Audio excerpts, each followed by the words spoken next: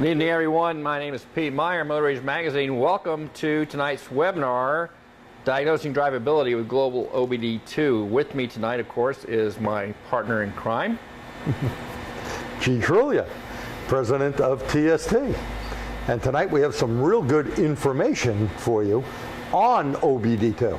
And as you know, from 1996 here in the United States, 1998 up in Canada, OBD2 vehicles under 8,501 pounds, that is, have a 16-cavity connector. And we'll talk about that. The reason why I bring that up is sometimes you'll see a 16-cavity connector, but it's not OBD2 certified. So certain things like clear flood won't work on the vehicle. Certain things like mode 6 won't give you the right results. So we have a lot to cover tonight. And we're going to do it all generic or global with a generic tool. The tool we decided to pick tonight is the eScan. That doesn't mean you can't use Snap-on or OTC or Launch or any other scan tool.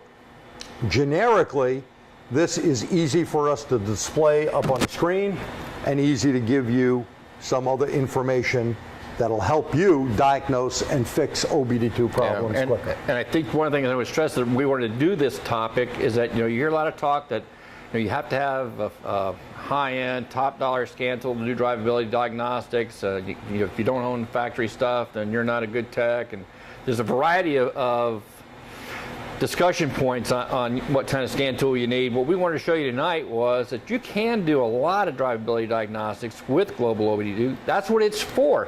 Anything that affects the emissions of the vehicle is covered by the Global OBDII criteria. So you can, I'd say 90% of the stuff that I fix as a working tech I used with this. And as you pointed out, we're using one particular scan tool for the examples, but nearly every manufacturer makes a Global OBDII tool. Excuse me one second, as you're yakking, I see this right here that we use every day. You can see how beat up it is. Right. Yeah. This is the Launch Code Reader 6. Now this little thing is probably $150 retail. We use this a lot to diagnose and fix OBD2 problems. Could be on a Mercedes-Benz, it could be on anything. And generically, we took some screenshots from real cars that we had in the shop with generic OBD2. In fact, I always tell people, the drivability, okay, that means if your check engine light, cars stumble in, whatever the case may be, use generic Global OBD2. Do not go into the factory settings. There's less PIDs, and we'll talk about PIDs, parameter identification. There's things like monitors, and the best thing is freeze frame. Freeze frame is a snapshot of when your car has the heat cup. It locks it in there. It tells us the load, the speed, the throttle position, what the fuel trim, very important, what the calculated load is. Mm-hmm. This is how we diagnose and fix vehicles. And as you alluded to just now, Jerry, the other thing that's nice about Global OBDII is that for vehicles offered for sale in the United States, they all have to have it, right? That's so it correct. doesn't matter if you're trying to tackle a diagnostic situation on an Audi, a Chevy, it doesn't matter. BMW. You're going to be able to access that same data. Land Rover, right? Yeah, it's got to be the exact same thing. And mode, when you look at mode 8, there's 10 modes of OBD2 that we'll go over, but let's take mode 8. What was added in mode 8 is for EVAP, where you have the ability on 2010, 11, depends on the model of the car, to actually shut the vent solenoid so you can do a leak check on a car. Mm-hmm. So you have a lot of good, powerful things. Right. We could see if a catalytic converter is not working good in mode 6. We could see if an O2 is not switching. So there's a lot of good stuff that we'll be going through. I wrote a few books on OBD2, so I kind of know the subject really well. Do a couple of emission programs. I've done 10 throughout the country for different states. So there's a lot of stuff I want to share with you. And another big point that I want to bring before we get into it is something called a monitor. Now, a monitor is just like when you were back in school. The hall monitor would see you running down the road and go, "Hey, Pete, you got detention. You were running." Okay? But if the monitor was not there taking a break, then Pete can run around all he wants, wouldn't see anything. Well, when it comes to OBD2 on a car, monitors are important. It basically, this little light here, it says check, I call that the you suck light. Because you will suck when the customer comes back and says, "Hey, The light is back on. Now, it could be on for something different, and that's where monitors come in handy. You know how many shops let cars out the door without the monitors ready? And then the customer says, hey, I paid you to fix the problem. Oh, but that was a different problem. They don't know the difference between that light being on for an O2, an EGR, or a misfire. They don't have a clue. Okay. Well, guys, now you can see one of the reasons why I asked Jerry to take on this topic with us tonight. I mean, it's something that's right up his alley. He's an expert in it. And I wanted you to be aware of, again, things that G's already alluded to. You can use it on any model. They're all the data that you need, the tools that you need, it's all in there. But what I usually find from what you guys ask me about through emails and social posts, you're not fully familiar with all the different operations that are available to you there. Yeah, you go in and you check the codes. Yeah, maybe you go in there and use the freeze frame. And of course, you're clearing the codes with these modes, but there's so much more in there. But before we get into that, we got to take a moment to switch the slide up one here and thank the people who are making tonight's webinar possible. These are our Commitment to Training Program sponsors. You can see there's quite a few on there. I encourage you to check out their websites and see all the things that they have to offer you to help you in your quest to become a better technician. Some of these guys will also be helping us at Auto Mechanica Chicago, and they're also making it possible for Jerry and myself and a few others to hold some live events. We have one coming up in Fox Valley, Appleton, Wisconsin, October 15th. That's right. And then in November, we'll be up at the Joliet Community College up there in Illinois.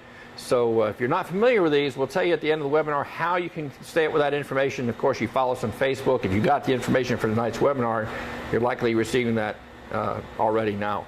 Right. In terms of housekeeping, if you have a question, look to the right of the player. You'll see a discus comment section. Put them in there. But keep in mind, there is a delay between you're seeing what we're seeing, or what we're saying, and the time that we actually hear it back from you. So if we don't answer you right away, it's not because we're ignoring you.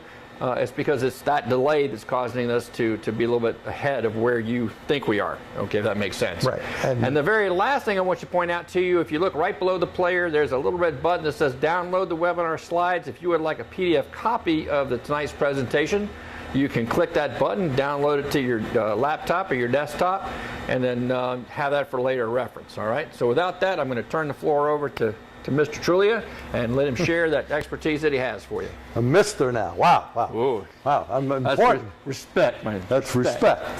Okay. So how much do you really know about the modes and methodology of Global OBDII?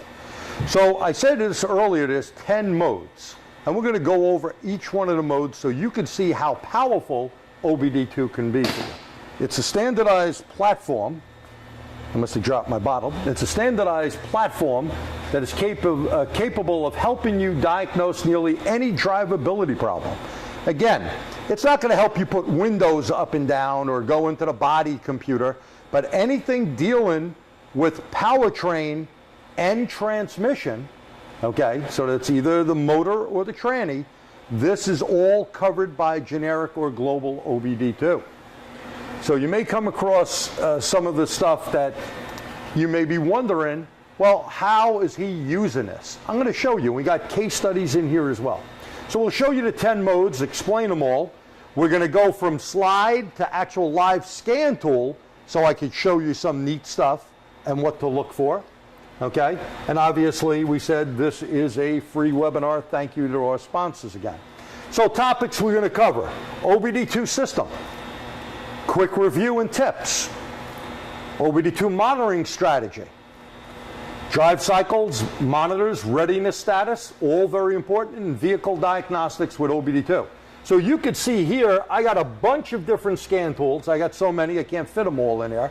So whether you have an AutoLogic, whether you have an Ease, an Auto Ingenuity, an eScan, a Snap-on, an OTC, doesn't matter. Do not go into the enhanced mode. People make this mistake. They go in, they take their Snap-on, and right away, rather than generic or global, they go right into GM or Ford or whatever. Don't do that. Because OBDII has a lot to offer. You know, it was mandated. I helped on the original documents of OBDII to help finalize it. Not that I invented it, but I was asked as a technician in the field, an instructor, for different opinions.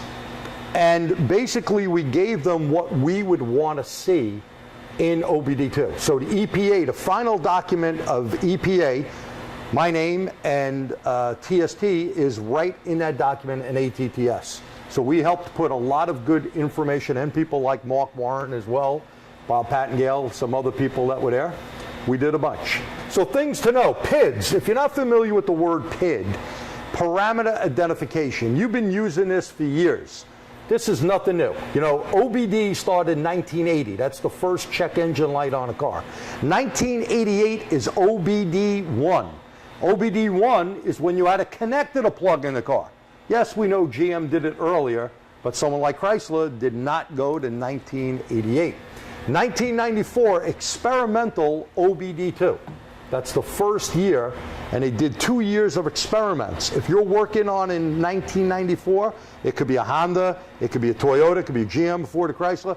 You may see 2 diagnostic link connectors. You still see this later on Nissans and Mitsubishis. You will still see 2 different connectors. Sometimes you need to use both of them. 1996, as Pete said earlier, in the US, that is the law that everything goes through that. If you're up in my friends in Canada, 1998, that's when everything goes there, OBD2. DTCs stand for Diagnostic Trouble Codes. Now these codes are so expanded, Pete. They not only go from a P000, okay, 1, they go all the way up to P1 codes, manufacturer, P2 codes, and P3 that are split between generic and enhanced, meaning manufacturer stuff. Freeze frame. Freeze frame's your best friend. When I hear people are just going to erase a code, it drives me nuts, because you know what they just erased? Freeze frame. It's basically if the police took Clorox to a crime scene to clean everything up, they just lost all the damn evidence. This is the same thing when you clear that. And we want to talk about what else you're going to mess up, like readiness status. The monitors are not going to be ready, so you're not going to see if there's another problem. Mode 6 information. We're going to see that. It'll go to 0. We don't want that. We don't want to know where the reading is to see when this thing may fail or not. So monitors, different modes, enabling criteria. This is one that you really need to understand. Enabling criteria is a set of different bits of information that need to be set in order for that vehicle to run that particular monitor. Now there's also code setting criteria.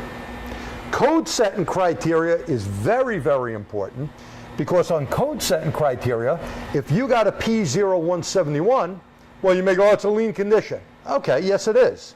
But do you know how that manufacturer used it on that Ford versus that BMW versus that GM? Or it could be a Mercedes, an S-Class, an E-Class, a C-Class. They may use it differently.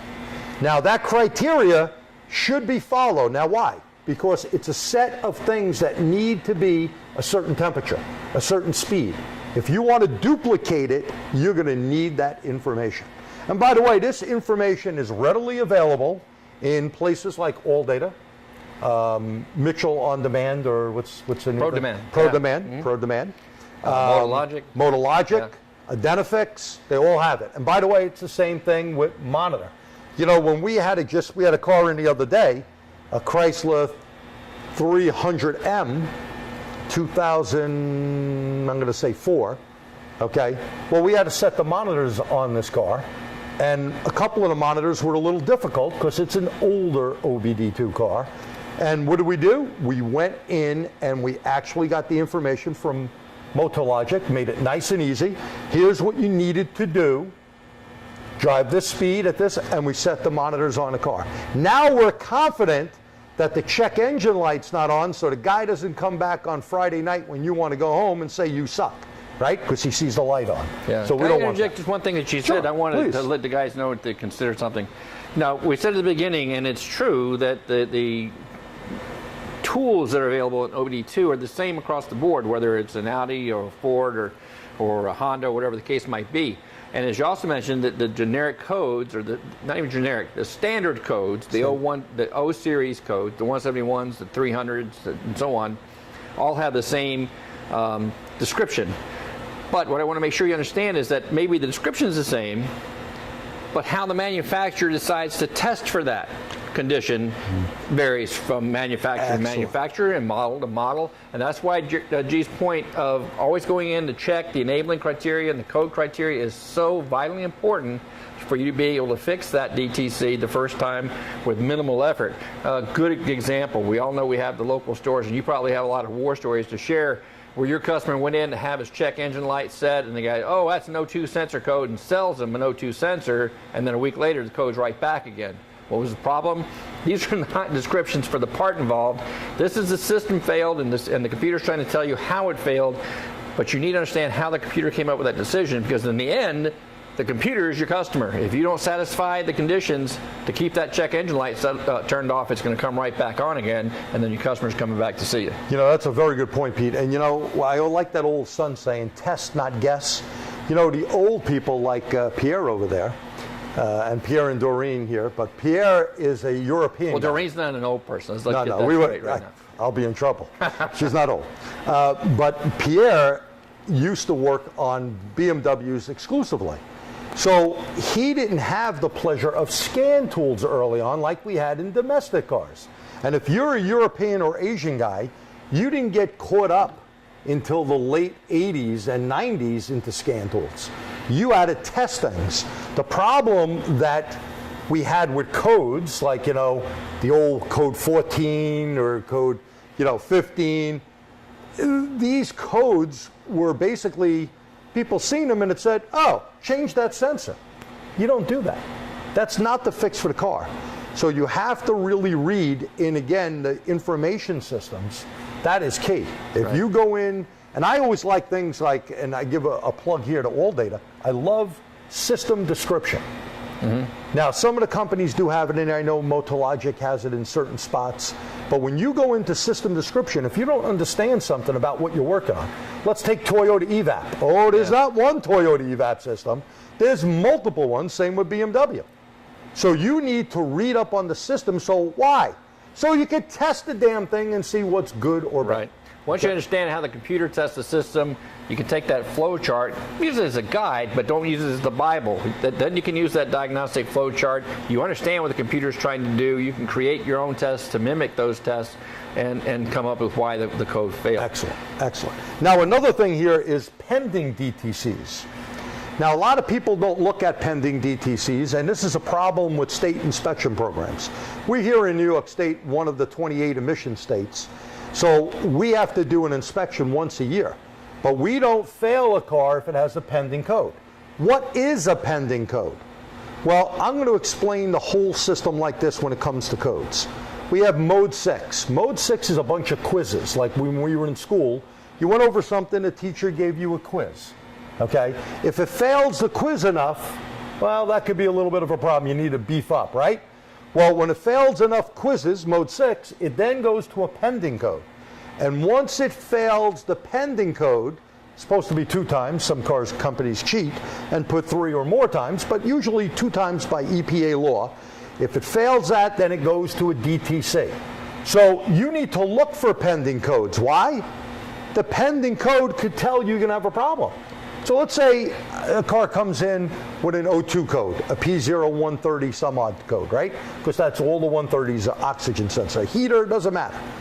But if I see it has a pending code for EVAP and I don't mention it to the customer and I fix the O2, do they know the difference for that light coming on for the O2 or an EGR or any other thing? Of course not. They just know that light came back on and you just charged them a lot of money to fix it. Right. And believe me, we make people sign it. We print pictures out, some of the stuff you're going to see in the case studies. And I want to show you one thing here. If you're not familiar with this, the Dun, this is a Chrysler dashboard off one of my old Chrysler cars. Okay. This is one off a rent-a-car somewhere or another, but that was off my particular, must have been a 300, 150 miles an hour. Okay. So it was a 300 vehicle. And you could see what the codes are by turning the key 3 times on and off. Notice this says done, D-O-N-E. So your odometer goes bye-bye, and it'll tell you if there was a code in there, the code will come up. The reason why Chrysler did this is at one point EPA was going to mandate that the car company had a way for the consumer to check it. And having worked with Holly Puglisi, who's still at EPA, we had some situations where someone brought a car somewhere and their monitors were all ready, because it'll even tell your readiness status with certain lights being on or off. And then all of a sudden, unfortunately, the place they brought it to was a ripoff. Oh, you got a problem, and your car failed. Well, this was to ensure that you had it. So you could always double check with the car. And by the way, the best place to get this information? Right in the owner's manual. Right in the owner's manual. Now, when we look at OBD2, if you look at all these sensors, sensors are the messenger: the MAP sensor, air intake, MAV sensor, O2, air fuel, ECT, IAT, BTS, everything. Every sensor is telling the computer, cam and crank, I'm giving you information. Okay? Then it goes out to actuators, things like solenoids, IAC motors, blower fan, coolant fans, I should say. Anything that's a solenoid, could be a tranny solenoid. Okay? So it's the same thing we've been working with since the 80s, since the computer generation on a car. More sophisticated. But now let's go through the modes and let's go slowly. You know what mode 1 is. You look at it all the time. That's the parameter data, current PID data. So that is what your MAP sensor's at. We're going to look at that. That's what the TPS is, the calculated load, yada, yada, yada. It's all the same junk you looked at for years.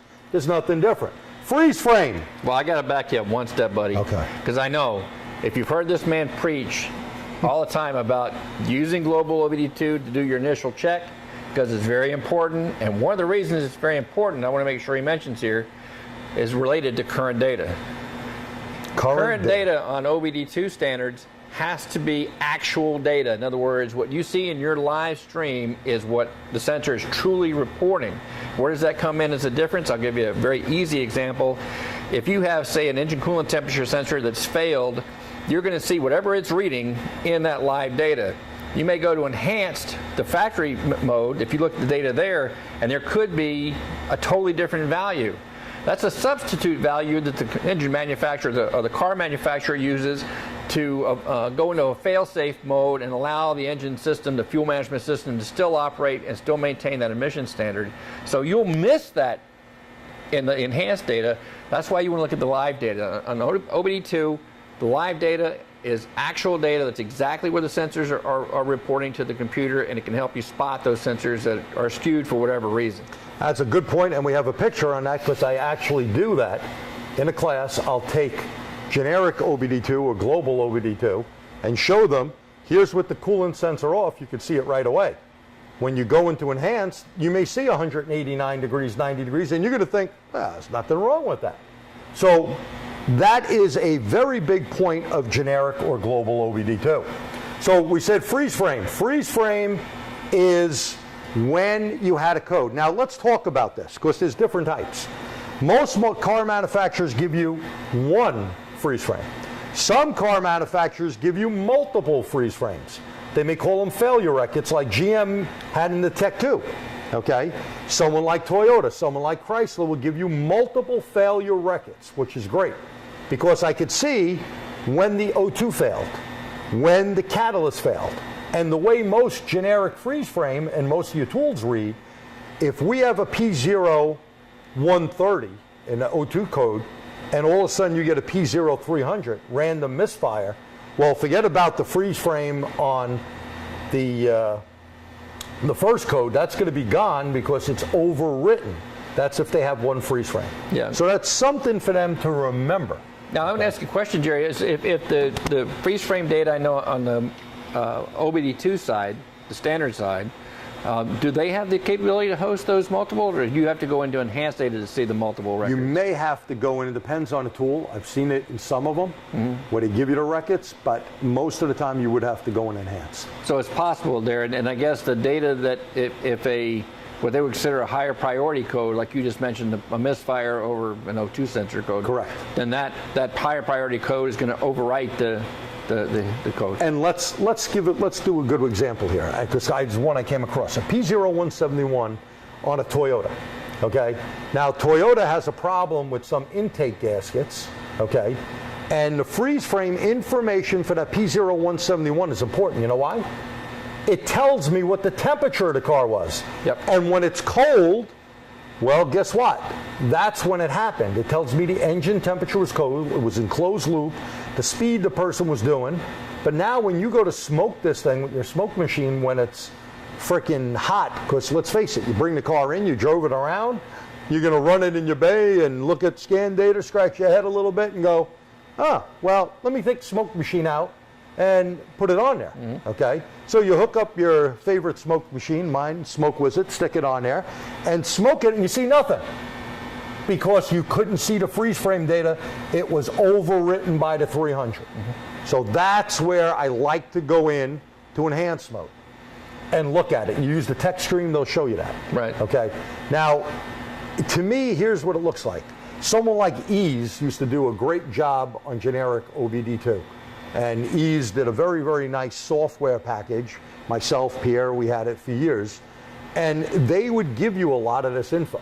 But it seems like most companies now think, well, the guys are not even using this great generic stuff here. They go, I don't want this piece of junk, just a code reader. Okay? And they want to pull out the big tools, the expensive tools. There's no need for that. Right. Okay? You want to pull out could be an inexpensive tool. Okay? Something like that Code Reader 6, eScan, Auto Ingenuity has both ways, Ease, Snap-on. Go into their generic end. You don't need to go spend the big money. And I would stress too that a lot of the guys watching probably made the same mistake that I used to. You know, you get in the car, you get the ticket, you know, check engine lights is on, you plug in, you pull the codes, and then while you're in there, okay, I got them, I wrote them down, and then you clear the code. That's what G was talking about earlier. You do that, any help that you would have gotten from that freeze frame is gone because you just wiped it all out along with several other things. So until you're ready to test drive the car and verify the repair, don't clear that light. Don't clear any of the data out or any of the codes out until you're ready to finalize your repair. Yeah, and you bring up a good point there that I want to just continue on a little bit. When you clear that out, you cleared out mode 6. And we're going to show you mode 6 live on a car in a little bit, okay? When you clear that out, you can see if something was about to fail. And that's going to give you a hint to let me go look in that area at that air-fuel ratio sensor, at the catalytic converter, whatever it may be. But if you clear it out, you got all zeros. Now you just screwed yourself rather than doing the right thing. Let's look at mode 4. You've done this a lot. Clears DTCs. We don't want you to use that until you've reviewed freeze frame. Print it. We all have cameras, right? Good old phones. Take a picture if you can't print it, right? Do that. Now, know when you clear DTCs, it does not clear CAM. What's CAM? CAM is keep alive memory. Now, a lot of people don't realize this, Pete. In many scan tools, you have a clear CAM button. Now, that's only if the manufacturer allows it, and sometimes the manufacturer of the tool or the manufacturer of the car. And I'll give you a good example. How many people have a lean condition? You know, P0, 171, 174, they're very, very common codes. They're in the top 10. Those DTCs are cleared out because they thought they fixed the problem. They put a new fuel pump in, and it could be the problem, okay? Clogged fuel filter, whatever. But now, where's the fuel trim? It could have been at 20, 30%. Now, we just had a 2010 or 12 Ford F-150 in with a P2098. Lean condition, bank 2, sensor 2, okay? There you go. Wow, that's kind of an odd thing. It's not a common code. There's not much on it. There's not much on Identifix. There's not much in factory information. So when you look at that, if you've seen how far it went positive 21%. So you got a positive 21%, and people go, and this thing did need a fuel pump. We current ramped it. The volume was 0.3 of a gallon rather than being a flow rate of at least 0.5 of a gallon. Pressure was good, but not the flow. Put it in there, the guy has power in his truck, but we're still getting this lean type of condition. We'll make a long story short. If we didn't clear the cam and you took this out, this truck is going to run like a dog. Why? Every time you come to a light, it thinks it needs 20-something% from the bad fuel pump. It's going to put this fuel up there and beat the tar out of this thing. So you need to clear cam on certain things, including one of the things that I think we're out in Appleton or one of those places. When you come to one of the seminars I'm doing, there's this big thing I show you on how many times you've worked on a Honda or an Acura and you've had a misfire code. Yeah, so big deal, you put plugs in, you fixed it, whatever the misfire was.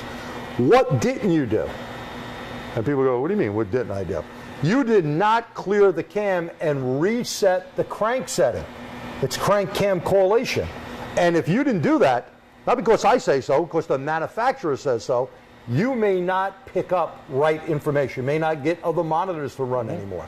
You may not find a problem with the car that the customer would have complained about or is complaining about, but you don't have a code for it now because cam and crank is not set. And you know, that takes us back to something very important. When we look at monitors coming up, there's 3 continuous monitors: fuel, misfire, and something called comprehensive component. Comprehensive component is every frickin' sensor on the car, with the exception of the O2 sensor and EGR valve and, you know, other little components that we have with the regular monitors, evap, secondary air. But everything else, the transmission solenoid, the mass airflow sensor, everything that doesn't have a separate monitor is in that comprehensive component monitor. And that's really important to understand how OBD2 works. Okay, we'll talk about if you need more information later. So don't clear codes, Mode 4. Mode 5, not used anymore. It's only for non-CAN cars. Let me talk about that. It's O2 sensor data. If I got a P0420 430 catalyst code, whoa, stop a second. Do not change your catalytic converter. Go look at what the oxygen sensors are doing. What they did is they looked for switching rate in 100 milliseconds or less. And you guys may have seen this when you went into what Snap-on had on their tool, said oxygen sensor test. You go in and you go, I don't know, just tells me lean rich. What the hell's this thing? Or sometimes you didn't get data. Well, that is important information for you to either condemn the O2 sensors or the catalytic converter. Yeah, and that actually goes back to what something G said earlier when we were talking about code setting criteria. Understanding what the ECM is doing to test that particular system. And in the case of the catalytic converter on some makes, it's looking at how the front O2 sensor switches and compares it to how the rear O2 sensor switches. If that's the case, then that's why you need to go check that data before you condemn the CAT. So that's what, I just want to stick that in there because that's what G's sharing with you guys.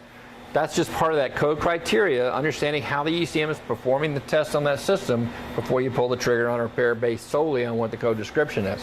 Excellent, excellent, Pete. Let's look at Mode 6 now. Well, O2 sensors that are CAN vehicles, remember only non-CAN for Mode 5, Mode 6 is most other information or quizzes, including the oxygen sensor one. Sorry, we're getting a water break. Getting water, it's like... You know. Sorry, see, real thing. Not a commercial for Poland Spring. Sorry about that. So little quizzes are done in Mode 6. We mentioned that before. And we're going to look at that. They're test results if something passed or failed. Mode 7 is pending DTCs. Oh, I'm sorry, I got to adjust this in there. Oh, sure. Please, I need water. Mode 6. Pre-CAN Fords. I think a lot of us got our teeth cut on using Mode 6 because Ford was really cool about putting a misfire monitor in Mode 6. So you didn't see in the enhanced data, there's no misfire counter for the cylinders. And all you guys watching have had the situation where you're working on a Ford and you know it's got a misfire at idle, but you can feel it and see to your pants, but the check engine light's not on, there's no pending misfire codes. That goes back to, again, the code setting criteria. What's the criteria? Well, Ford has a pretty high threshold of how many times that cylinder has to misfire over a given number of revolutions before it decides that it's a misfire worthy of reporting. That's kind of high on a lot of those. That's why you can feel it but not see it reported. But they were pretty cool about putting it in Mode 6. We're not going to get a lot of detail on that because that's a whole session all by itself. But if you go to motorage.com and you put in the search window Ford misfire Mode 6, there's some really good information and articles on what they are, how to use them, and these are for the pre-CAN Ford vehicles, and it's only Ford products. You know, it's not going to be for Chevy or any others, right. Just Ford. CAN vehicles, all the CAN vehicles have the same misfire monitors now in mode 6. That's again a whole separate set of PIDs, whole separate story, but motorh.com, guys, lots of information and resources that'll help you learn where that information is and how to use it. A lot of the new scan tools are really cool. They decipher all that information for you, but I know Jerry's going to talk a lot more about that as we get into mode 6 itself. And let's talk about a car we had in here that BMW actually bought back on a M6. I believe it was a 2014, and you talk about threshold. We used the factory tool on it, the ISTA, and we used AutoLogic and Autoland SignTech. We could not find any misfires on that car. We felt the misfires. We looked in mode 6, generic, okay, and we seen some things coming up when we deciphered what it was. It was a misfire, okay? The dealer would not do anything with this car. We happened to use the transducers that they go in the tailpipe. We used whatever Bernie calls his misfire. I think it's called e-misfire. We found that. We gave the lady the documentation. She got them to buy that car back. Okay, because a lot of times the scan tool data is not going to look for that because they set the threshold. You may remember even hearing about someone like Honda got a $17 million fine, never setting misfire codes on their car. And then saying, well, our computers can't be reflashed, so you know what we'll do? They made a deal with the government not to change all the computers, to bring the cars into the dealer. They gave them free valve adjustments, free tune-ups, cap, wires, plugs, anything they needed. And while they were there, they sold the customer whatever else they needed on a car, like brakes or whatever. So tough sometimes when things like that happen. Let's look at now mode 8. Mode 8, bi-directional control for some evap vent solenoids.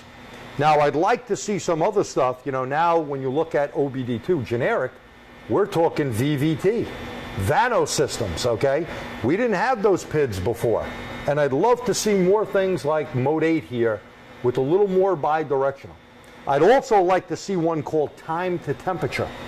How many times have you guys come across a thermostat, car's not overheating, has heat, but the time to temperature that it raises degrees, very, very important. Right. Okay. And what he's referring to, guys, you probably get the PO128 thermostat code. The engine's not warming up as fast as it should, and then it throws that code. You know, a lot of times you find maybe the thermostat's not failed completely, but it's just leaking. Right. You know, a little bit, and that can be fine. And so what he's referring to is, again, what the ECM is looking at before it decides to turn the light on and set that code. What test is it performing? And it's just exactly that. It's counting down how long it takes for the engine to reach a certain temperature. And if it's taking longer than it's supposed to, that's the threshold that we're talking about. That's the cutoff line. Then it's going to record that result. Now, I'm sorry you don't have this slide. I'm going to ask Doreen to come in on this.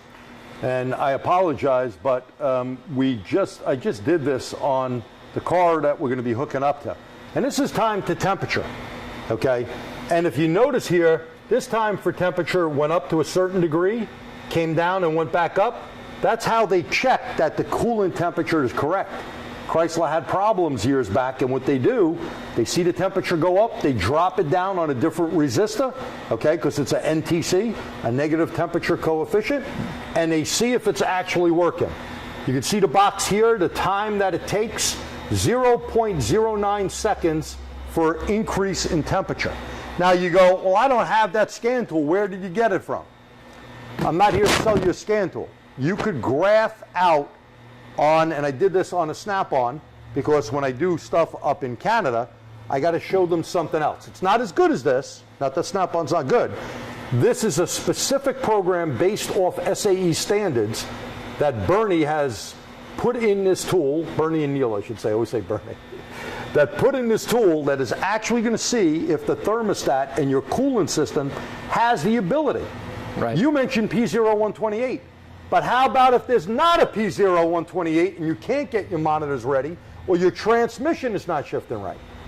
Now, I do support for some transmission things. I'm no Wayne Colonna, okay? You need support, go to ATSG. But guess what? I have had guys rebuild transmissions, and you know what it boiled down to? The freaking time to temperature was not right. If the thermostat doesn't get up there, sometimes the lockup won't come on right. This is an important thing. So we apologize we don't have this in here. I could email. If you email us, I can send it to Pete in a PDF. You can look at it. What you would need to do is graph the CTS, that's the coolant temperature sensor, and get time on the bottom horizontally, and you would need to see the increase. Okay, so that is an important point that you should be aware of working on OBD2 vehicles. Yeah, and to add to this just a little bit, we say it all the time, and it's almost kind of become redundant. Technology is marching forward at an ever-increasing pace. The manufacturers are putting out products that are highly tuned, very narrow windows of good versus bad, and this is just one example. You know, if we don't get to that time to temperature that G's talking about, then a lot of the conditions that the monitors need in order to complete all of their quizzes is not going to happen, and then you're faced with a situation where if you are in one of those emission states, well, you're not going to pass, and you're going to have to explain to your customer why you can't get their car to pass, why you're charging them all this money, and you still have a problem. And this is probably something because that you didn't know about. This is not that. This is fairly recent stuff. We put articles in Motor Age. I've written quite a few of them on there, including that BMW. I believe we sent it in on a European one. If not, it'll be one of these days. So Mode 8 is bidirectional. Mode 9, vehicle information. Now this is important, the VIN number coming up. Is it the VIN that matches the car? I had one car that kicked my butt one day, and then I go, boy, you better practice what you teach. And I went to go look, and I'm like, holy crap, the VIN is wrong. And the car had like a weird running problem. Sometimes run good, run bad.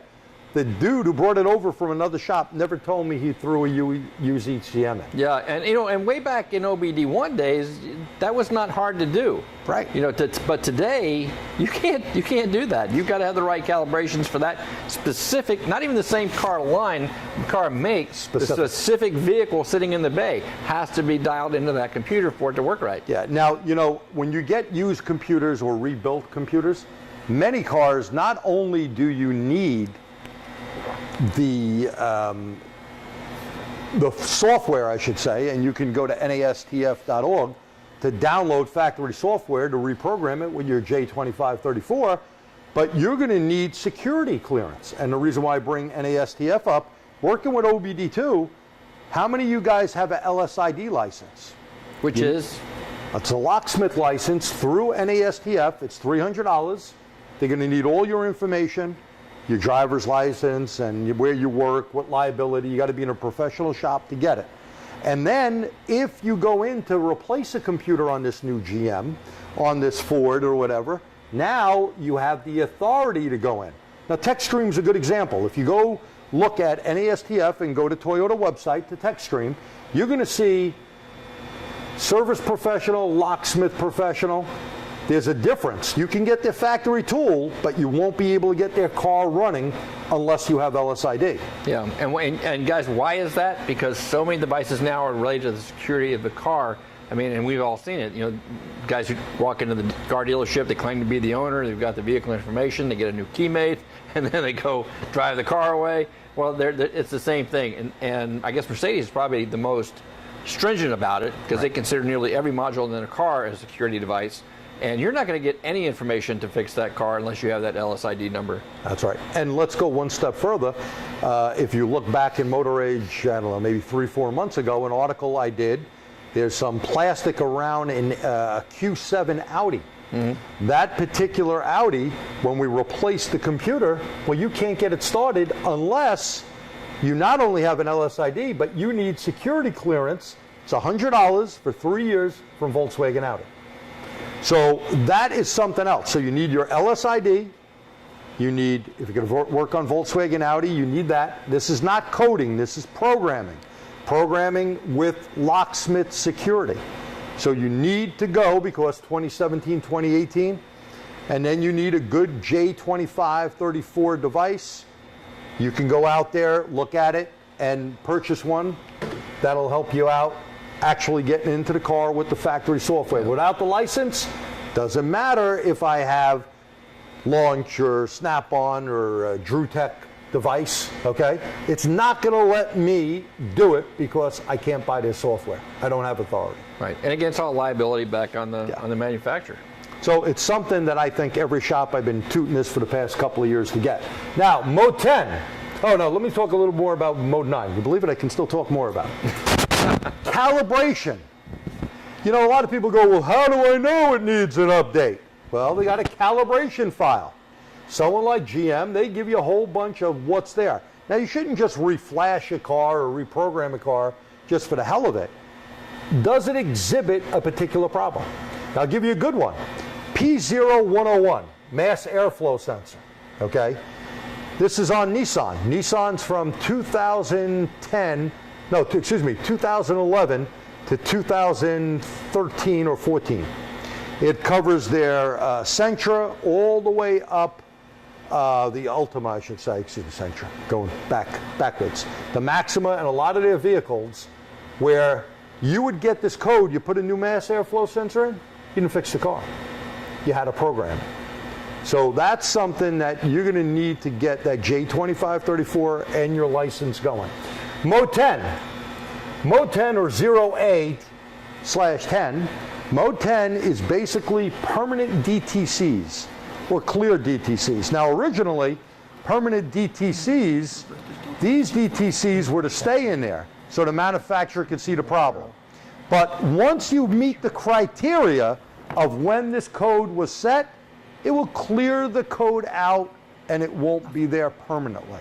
So yes, it is permanent DTCs, but it will clear out if it meets that criteria. So let's look about some other things here. Now you got different protocols. PWM is pulse width modulated, VPW, variable pulse width, ISO, International Standard Organization, KWP, keyword protocol, SKWP, slow keyword protocol, and now every car, at least from about 2003, 2004 up, is controller area network, and that is CAN. Okay, so these are all the protocols that speak on OBD2.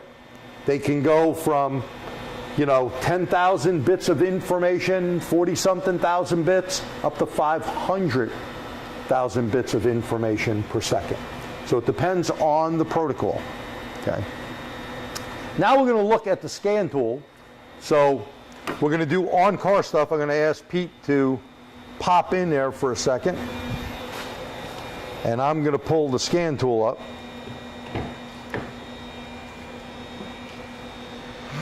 And we're using the eScan on this. Got the little button on.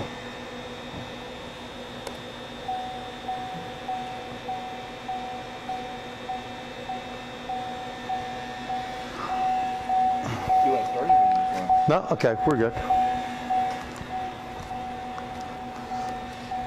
So like everything, it's live. We have the VIN number and everything.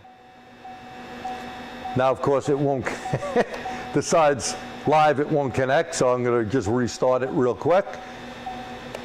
Lucky we tested it before. Can you imagine if we didn't? Stuff happens, just like it happens in your shop, guys. Okay, so here we go. Let's look at DTCs. Notice I got no DTCs. Okay, we have a battery maintainer is why it says it's high. Notice all my monitors are ready. There are nothing that haven't ran. The Barrow is good. People forget about Barrow. All right, we're about 300-400 feet. We're just a little up from New York City in a mountain area. So we're a little bit higher than, of course, down there. Our fuel trim, this is our total trim. And notice we have no codes, and we're going to read permanent DTCs, no permanent codes. Okay, now stress that again for me. I'm going to mode 3. That's going to tell me the codes that have matured. Correct. These are the ones that the computer has tested. Some are single pass, some are double pass. Yep. The mode 7, that's going to be where those pending codes are listed. Yep.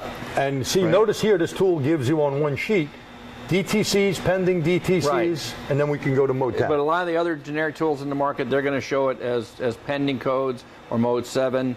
Correct. I think they also call that the continuous monitor test results on some older scan Right. tools you might Right. still have in your toolbox. But even this little tool, you hit the nail on the head. It says pending code. So we Right. use this constantly. Right. We really do. Now, the permanent codes is something that is kind of a more recent addition, right? I mean, a few years back. Right. And they were set up because they're going to show the codes that, well, let's give you an example. If you're in an emission state and part of the requirements are for you to not have any codes stored or pending, and your local shop says, okay, we'll go ahead, we'll clear the codes right before you drive into the bay, well, it's not going to have time to test any of that, is it? None of those monitors that Jerry's going to tell you about will have occurred. So you go in there and guess what? You pass. You get your sticker and everything's fine and dandy. But your vehicle is not in compliance, is it? Because there is a code in there. It's just waiting to come back on again. It never got fixed. And that's why, let me interrupt you there, Sure. for state standards or EPA standards. This is why they put monitors in the cars. We didn't have monitors in OBD1. So if that happens and your monitors are not ready, here's what states do. Out of the 14 different emission states that I've done work in, they either give you a turn away, meaning we're not going to charge you for the inspection, but your car is not ready because all the monitors are not completed. Mm-hmm. And the rule is 2001 and up, one monitor. You can have, out of all the monitors, one monitor don't need to be ready. If it's under 2001, an older vehicle, two monitors, okay? EPA wants to probably change the rule at some point and make sure every car has all monitors ready.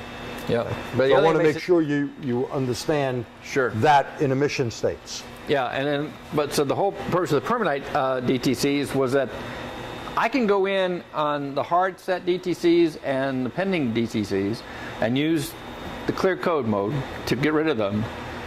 But the only one who can get rid of the permanent, the mode 10 codes, is the computer itself. Correct. And, you know, at first this was supposed to stay in there, depending if you read the SAE paper. It seemed like it was going to be time-stamped in there to let the manufacturer know, like, this car had this problem at some point. Then the wording kind of changed where if you met the criteria that set the code and it passed X amount of times, then it clears it out. Now, a lot of that is very difficult to disable. How many times? Don't know. Because we're going to talk about things clearing a regular DTC. But after a while, a permanent DTC will go away if it's met that criteria Right. X amount of times. So we'll look at that. Now, the next thing we want to look at is, here are the monitors. So this car is a 2014 SRX, okay, dual overhead cam, 3.6 motor, direct injection, 308 horsepower. Pretty cool. They give you a whole bunch of info. And the VIN number is right here. So we know the VIN of that car. Now let's look at these monitors. Every car has these three monitors: misfire, fuel, comprehensive component. They're always ready, and this word ready can be kind of misleading. So these things are always ready to run. They don't mean they're really good. Now why? Because the misfire monitor depends on the crankshaft relearn. If crankshaft relearn is not ready, words in OBD2 like suspend, okay, it'll suspend other monitors from running, saying, whoa, we didn't get any results from the crank sensor. If the crank ain't right, we're not going to set a misfire code because we don't know if the crank is good. So crank cam correlation is okay. And then we talked about the comprehensive component. So that is the kitchen sink. That's every monitor except these monitors here. Like, it's not the oxygen sensor heater, it's not the oxygen sensor monitor itself, it's not the catalyst, it's not the EGR, it's not evap, secondary air. This car does not have heated catalyst. You will see that down the road.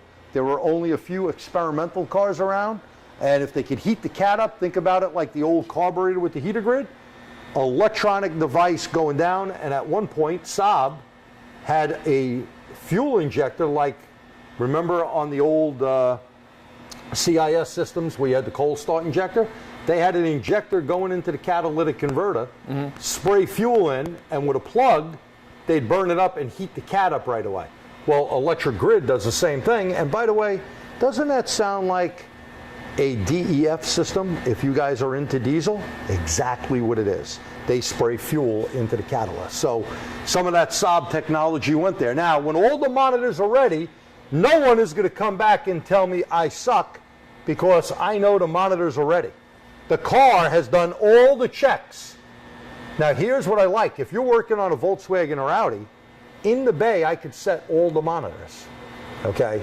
If I'm working on a Nissan or an Infiniti with the correct factory tools on both of them, although Rostec does a great job, and so does Snap-on, I got to say, to set monitors on Volkswagen and Audi. Now, people try to cheat the inspection with that, which is kind of sucky, but it's really for you now to set the monitor, drive the car, and if the light doesn't come on, your repair was successful. Right. Yep. See, the monitors are the guy looking at you. So if there's a problem, bingo. If the monitors are not ready, you could have a lot of problems and not know. That car ain't fixed, in my opinion, unless all of the monitors are complete. Now, sometimes, yes, I know you're probably going, he's nutty. I'm not going to drive the car forever. What we do, we tell the customer, we'll drive your car home. You know, we take it home a couple of nights, whatever, or you drive and come back next week or whatever. So a lot of the people go, you drive it. So we drive it. I tell the guy, hey, take that car, take this car, and we come back. The newer the car, the quicker it is. Okay, you can get a lot of these to go in one or two trips. You go home, car cools down, comes back, you may get it again, one more trip, then evap is usually the hardest. So this is important. Now let's look at PIDs. And remember, we're only looking generic here. Look at these parameters. There are a lot of parameters on this car, like APP. You see the pedal position sensor, cross counts, catalyst information. But the big ones that are important are something like calculated load. Calculated load, okay, is very important because this can tell us if we have enough air entering the motor. You know, you can't get 5 pounds of dew out of a 1 pound bag. This may also clue us in if we have a clogged catalytic converter or exhaust system. Now, generically, you don't need any special hocus mocus stuff. We can go to graph and just graph that and pedal to the metal while you're driving down the road. All these new cars with APP, they prevent you from going up to a high idle in the shop. Okay, so drive it, put the laptop or your scan tool on the floor, graph it, hit, punch the pedal, and if you get 90% at least when you punch it, guess what? You have good air intake and good exhaust. So an important PID. Fuel trim, what more do you do but look at fuel? Fuel trim is super important. This tells me right away where I'm at. And notice since the car ain't running, short term's a negative 100. Long term is only 3 point something on one bank and the other bank it's 0. Okay? MAP is 29. Okay, that's our barometric pressure, and should be. Okay? And remember, like Pete said, you cannot substitute a value on global or generic OBD2. But there is one exception. They didn't think of this. And I want you to write this down. If you're working on a Toyota, you may see on your scan tool, it says oxygen sensor. And you may get a reading of 0.685 or 685 millivolts or thereabouts. And you race it up, you make a vacuum leak, you don't see much things changing. Oh, it needs a new O2. Well, that was one that was not invented. The father of OBD2, may rest in peace, Jack Hyler. Jack Hyler was an engineer who became a shop owner out in California, and I was fortunate enough to know Jack. He came up with this whole thing because when he finished engineering and went in the car business, he's like, what are all these crazy connectors? He made that one standardized connector we now call OBD2. Okay, so that 1/16 cavity connector. And when you look at this information, you need to know what you're looking at. And fuel trim, any technician will tell you, fuel trim is the key. You don't need anything more than this. Now let's move on because we have a lot more to cover and I can babble for hours with this junk. Okay, here we go with bar graph stuff, but here's where I really want you to go. Graph it. There's nothing like graphing. Your eyes don't see numbers as well as they see graphs. So I'm a big one with graphing. And then we got a whole time frame. We could play this back. We'll start the car up in a little later. Mode 6. Now I'm going to tell you, when you go to mode 6, if you want to decode it, oh, let's do generic first. Now let me show you generic because Pete brought this up.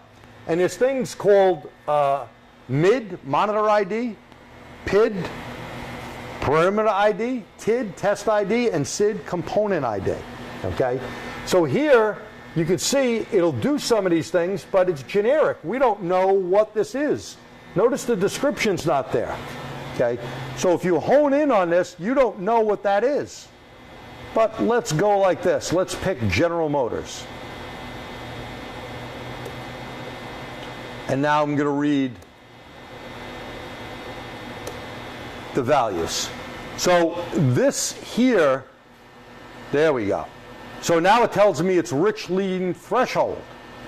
It tells me that the oxygen sensor lean to rich switching time. Remember we talked about mode 5? Well, mode 5, I'm going to show you mode 5 right here. Here's what mode 5 would show you, but watch, it's going to say not available for this car. And here's why guys get frustrated when they go to O2, it says not available. But what you're really looking at is this. They put it in mode 6 on a can car. You see the switching time? Well, blind man has to go down here a bit. Somewhere it was switching time. Lean to rich switch time. So that tells me the test value is 0.025 of a second. The minimum has to be 0, the max 0.165 second. So it passed the test. These colors in yellow just mean they're close to something. Doesn't mean you got a problem. If you see red, you got an issue. Take a look at all the information we have here. Now another thing you should know. Pete and I did a webcast a while back on a Hyundai that you drove in. We used the Snap-on scanner on that. And one of the things you're not supposed to see is updates in mode 6 until you meet a criteria. That car was misfiring and we actually showed it. And I don't remember what that webcast was called, but you can go back and look. It actually showed it in mode 6. Most of the time, mode 6 will not update here in the shop, but it has to meet a criteria. And then we get updates.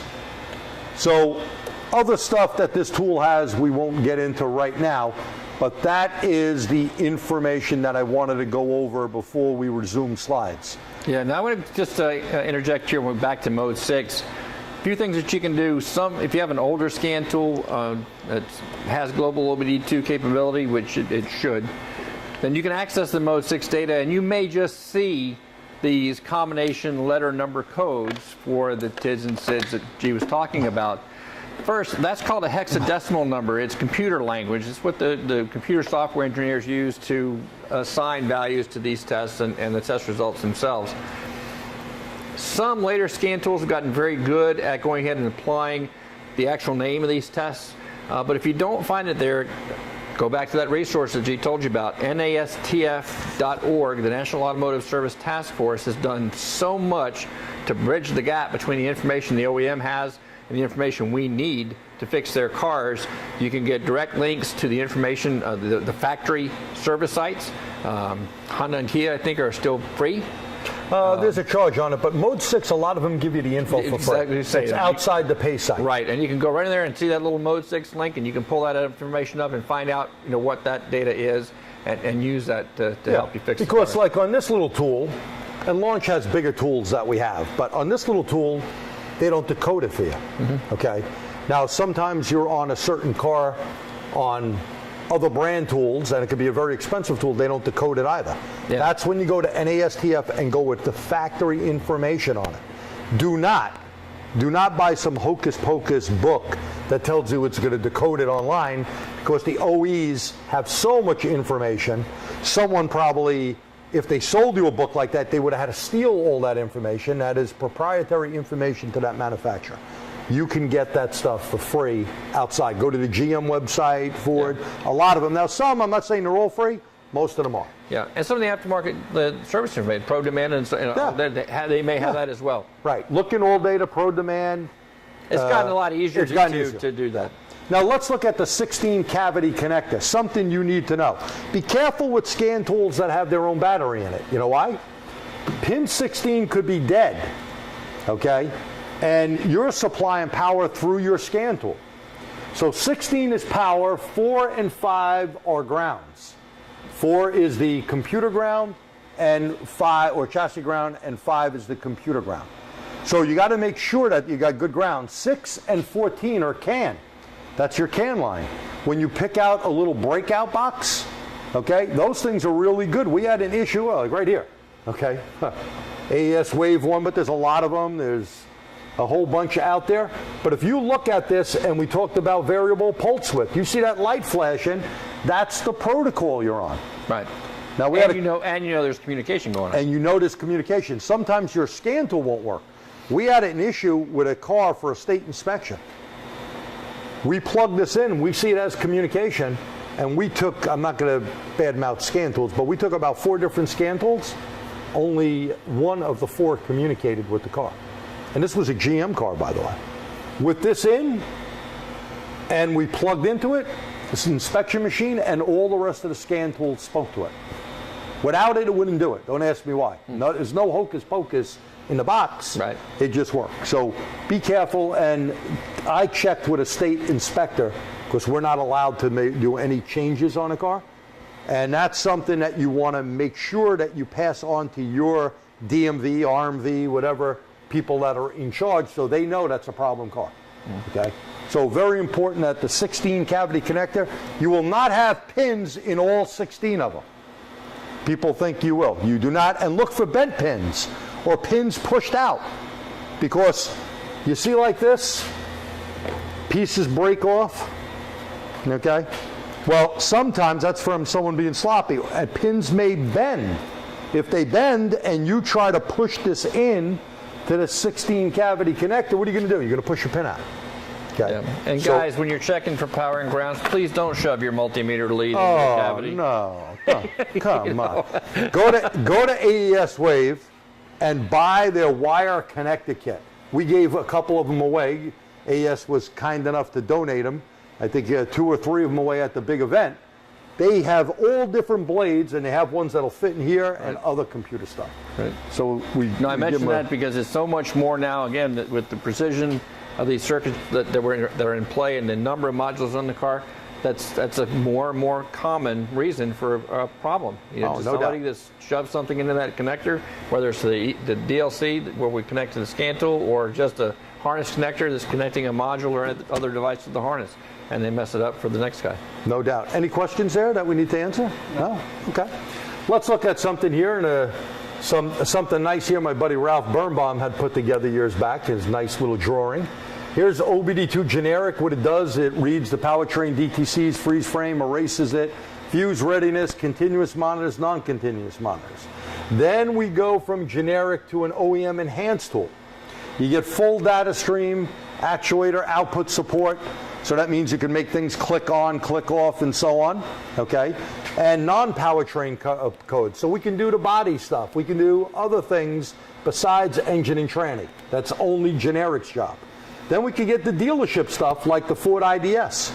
We go in, we can program, we can change stuff, we can do a whole bunch of things there. Well, you can do everything that the dealer tech can do. Everything. And remember, if you have your LSID, we can do all the security stuff. So here, we don't want to use these two for drivability. We want to use a generic tool. It's easier. Gives us more information, and it cannot plug in substituted values. That's what you need to remember. Substituted values will kill you. Right. And just, again, there are going to be instances where you're dealing with a problem where you're going to need to move up to the enhanced data. No doubt. And a word for the guys, for the manufacturers who make those big box scan tools, they're excellent products. There's so many good ones on the market today. Not trying to put them down the very least. All we're saying is that there's a lot of things that you can do with a very basic. Hey, I worked in a shop for 35 years. The shop usually had 1 or 2 scan tools for the entire shop. When you wanted it, either it was in use or it had gotten boogered up, it was missing the connector cable you needed, whatever the case might be. I like to have that little relatively inexpensive unit in my toolbox that would allow me to plug in real quick, get the data, get an idea of what I was dealing with, and 9 times out of 10 I could fix it with just that. Maybe I had to go wait for the big box for the more difficult problems or something, but you don't need it all the time. And like G pointed out, you're going to get the actual data, the actual information right off the get-go. If you have to move on to the enhanced, understand, guys, these guys guide the big boxes. They're not going to be the OEM level tool only because it's not practical for them to do that for every manufacturer that they're trying to help you cover. Right. It's too expensive. Too expensive. So there's a need for to move up to that OE level tool. If you're going to get like G does a lot of European stuff in his shop, it just makes good sense that he has the factory tooling to be able to change that vehicle security specific module, to do that reprogram that's necessary for that vehicle. It makes sense for his business and it may make sense for yours. But so it's a stage, guys. It's like you can get a lot done with the aftermarket, just a OBD2 standard tool. You can get a lot more done and have more opportunities with the enhanced tool, and then you can take that one step further if you want to invest in the factory stuff. And you guys have been reading quite a few of my articles for years. And you'll notice a lot of times I use eScan, and before that it was Ease years back, because it's easier for me to save. When you take pictures, and sometimes I put pictures in of this or Snap-on or whatever, it's more difficult on some scan tools to take a picture. Yeah. But when you look at them, they're generic, and you'll see a couple of case studies coming up. They're generic. I don't need the factory tool for that, but what I do need it for, like you said, maybe the body control module, maybe the window, right. Who knows? Well, the thing I want to say about Bernie's tool, the eScan tool that he developed, Bernie was a shop owner and still does work as a mobile diag tech. He's one of us. He's in the field and he knows what he needs to fix a car. So he knows his tool is strictly OBD2. There's no enhanced data in Bernie's tool. No. It's strictly an OBD tool. But as you see from the slides that G's been sharing and will share, he's organized it in a way that makes sense for a working tech to see the data. It's not that the data is any different between his tool and others. He's just got it organized so where you look at it, like on that home screen, right now, I know the monitor's complete. The VIN number for the vehicle is right there on the very front in front of me. So I can verify some things very, very quickly. And that's only because of Bernie's experience in the trenches doing what you guys do every single day. Right. That is true. So let's take a look here from an OTC scan tool that I did years back. We're on a Chrysler vehicle. Here's OBD2 generic. Notice it says -40. If we went in enhanced data, we're 189 degrees. You may not notice with that voltage if that means anything to you. You're 189 degrees. Same car switching from generic to enhanced. There's a big difference. That's why we always use generic or global first. You cannot substitute a value or lie in generic OBD2. Right. Okay, so the mill, the federal test procedure, the FTP, 41 minutes, 19 seconds, 11.95 miles of drive distance, and they use something called Indolene. Indolene is a special fuel, so they can't blame BP, they can't blame Shell, any tier 1 fuel, Exxon, whatever. And basically, the car goes on a dynamometer, and they test the vehicle. Now also they do the sealed room test. The room test is basically called the shed test. The shed test is seeing our evap emissions. That's our 40 thousandths leak. That's our 20 thousandths leak, and now the newer ones at 10 thousandths. Now, in case you're wondering, why is this guy babbling about that garbage? Well, it's not garbage. That puts this mill on at 1.5 times the federal test procedure. So that is very, very important to understand that the FTP is what really basically says what the mill light is going to do or not do. 1.5 times the federal standard. So that means when that light comes on, you are wasting fuel, you are polluting, you are having a problem. Now let's look at the generic system table. Very simple stuff. The first letter here, P, B, C, or U. Powertrain, body, chassis, or network. The next one, 0, 2, or 3 is SAE. And we should tell you the 2 or 3, they're kind of split.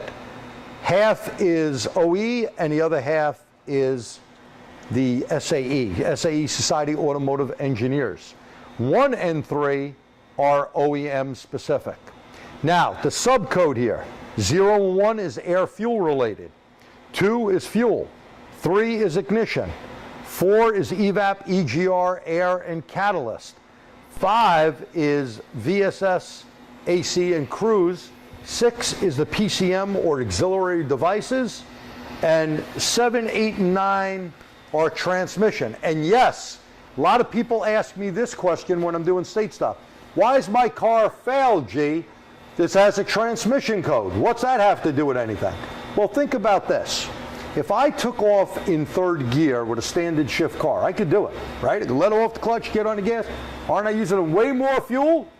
When your transmission is locked in a higher gear or lockup is not working, it's the same damn thing. You're using a lot more fuel to actually do that drive distance or do that particular setup. Yeah, that's a great point, Jim. I mean, you keep in mind the PCM's #1 job is to maintain the emissions standards that vehicle was approved under. You know, the ones it met for that model year. And anything that will throw that emissions out of whack is reason to set the check engine light on. And that's the only thing that can set the check engine light on. Some of the code descriptions you might see may not sound like that. In fact, if you go back to the monitor list, you'll even see there's one for the AC system. But think about it, if the AC system runs all the time, that puts an extra load on the engine. That means the RPMs are running faster than they should be for a given engine load, and that means more dumping out the tailpipe. So that's all of the reasons there. That's the reason for the PCM, that's the reason for the standards, and it all started for emissions quality. And even though that it was not used, the AC one was originally for R12. And then EPA was saying maybe with R134A, because, you know, of global warming, so they say. Of course, now we have 1234YF, a new refrigerant. But you know you can monitor the air-conditioned 134A, because just look at enhanced data. You get high and low pressure reading. If they seen that the pressure was less than ambient temperature, they could really put a light on for that. Now, will they do that? Who knows? But Pete's right. That's what a monitor is there for. But just to give you some idea, A is for hybrid. And by the way, you're not going to get in 2025 54.5 miles a gallon without electrifying the vehicle. So you're going to see electrification of the vehicle. So now we're going to go back on the car. Let's start the car up. And let's look at some live data.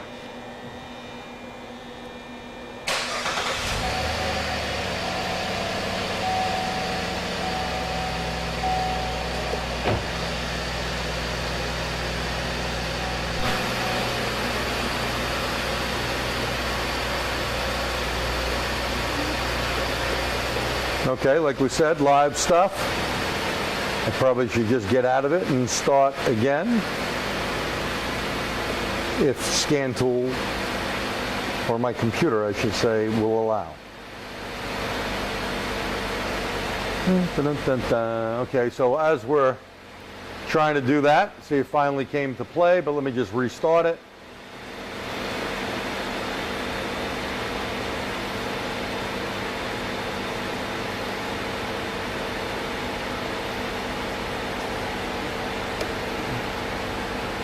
Okay, so now you see stuff going off and on. I always look at codes, make sure there's nothing there, and I always look at freeze frame. I've had cars in the past look like no codes. You hit freeze frame, something comes up. Okay. We look at the monitors. All the monitors are ready. We look at PIDs. I'm going to check a couple of more PIDs. This automatically checks some of them. But we're going to look at calculated load, we're going to look at short term, and we got bank 1, sensor 1, bank 1, sensor 1 here, and bank 2, sensor 1, and we'll do the rear O2s as well. Yep. And if you're kind of new to this stuff, guys, you can find the PID definitions again in your service information system. You know, bank 1, sensor 1, that's the one before the catalytic converter. Bank 1, sensor 2 would be the one after the converter. Right. If you're not sure what all these PIDs mean and what the abbreviations stand for, you can find the information right there in your service information system. Now, when you look at this, notice how short term is going up and down. And if I missed anything, the beauty with graphing, I can play it back. So that's always the beauty with graphing rather than numbers. So again, you just go, oh, I missed that. Well, not a problem. Just take it back. You could even freeze it, do whatever you need to do. Now notice the long-term fuel trim. Bank 1 is at 3% and bank 2 is a negative. Okay? They're not far. I always look at 6 and you'll see these numbers changing, rich, lean, rich, lean. We're really good. Our total trim is 3.91. Very good. And in case you're wondering, engine vacuum low, and I'm looking at MAP over here. You see MAP? MAP is only 12. Well, MAP minus Barrow gives you the number. So Barrow is 29. Basically 12 from 29 is going to be about 17, and that's where it's telling us the vacuum's at. A lot of these newer cars, and I'm not sure how this is calculated through the scan tool, but a lot of newer cars don't have a big vacuum. There's nothing wrong with this car. Runs like a raped ape. Runs phenomenal. Okay. So here's a good running car graphing it. Now let's look at some mode 6 data, and I want to talk about mode 6 read once. When you read once, you're only getting the data one shot. Yeah. I'm going to go to GM. I should have done that already so we get the real thing. And this is just a snapshot of the last test that it actually ran in mode 6. There are only 4 scan tools out that read mode 6 continuous, and this is a very important point. Because if I want to see this update and watch the difference, you don't see the screen flashing. Stare at the screen for a minute. You know, you're not going to see a damn thing. I'm going to read continuous now.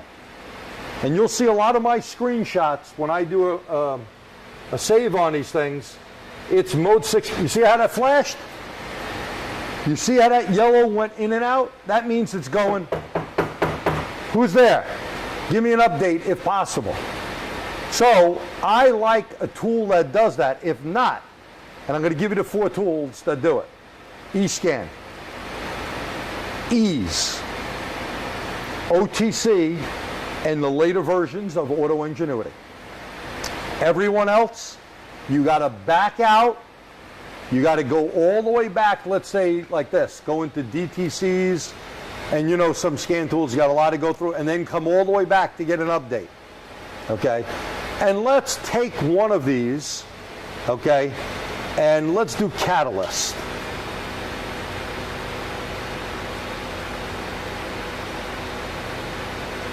Where's the cat monitor? Well, just looking at that for you, I Right just want to throw something in real quick for you. Guys, mode 6 is a whole thing all in and of itself that you can learn about, so we're not going to go into a whole lot of detail, deep tonight. But there are 2 things I want you to understand, and that's the difference between a continuous monitor and a non-continuous monitor. The continuous monitors, as G's pointed out, misfire, fuel trim, and the comprehensive component. In other words, when that car is running, those tests are constantly repeating, constantly looking for problems.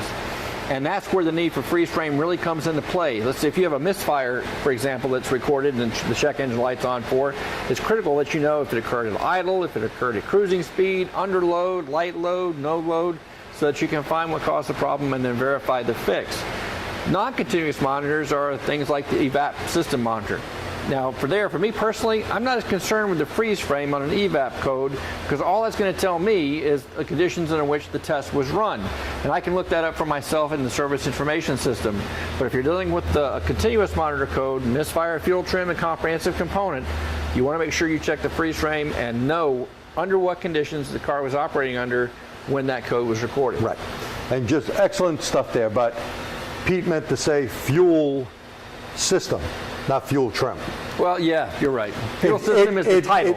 It has fuel trim in it, but just in case, it's everything in the fuel system. Right. So it could be an open circuit for an injector. It can be anything fuel pump related. Yep. Just so we're clear. No big deal. Just don't want to confuse anyone. Let's look at this Catalyst monitor that basically, and you see how that thing blipped off because it updated. The test value is 1.299. The limit, minimum, it wants 0.350. And maximum, it wants 4. So what does this little quiz tell me? This freaking thing is far away from 4. It's not failing. It's a good catalyst system, okay? A real good catalyst system. And basically, that is going to prove true in something he has here. And by the way, you don't need this tool to do it, but I want to show you something.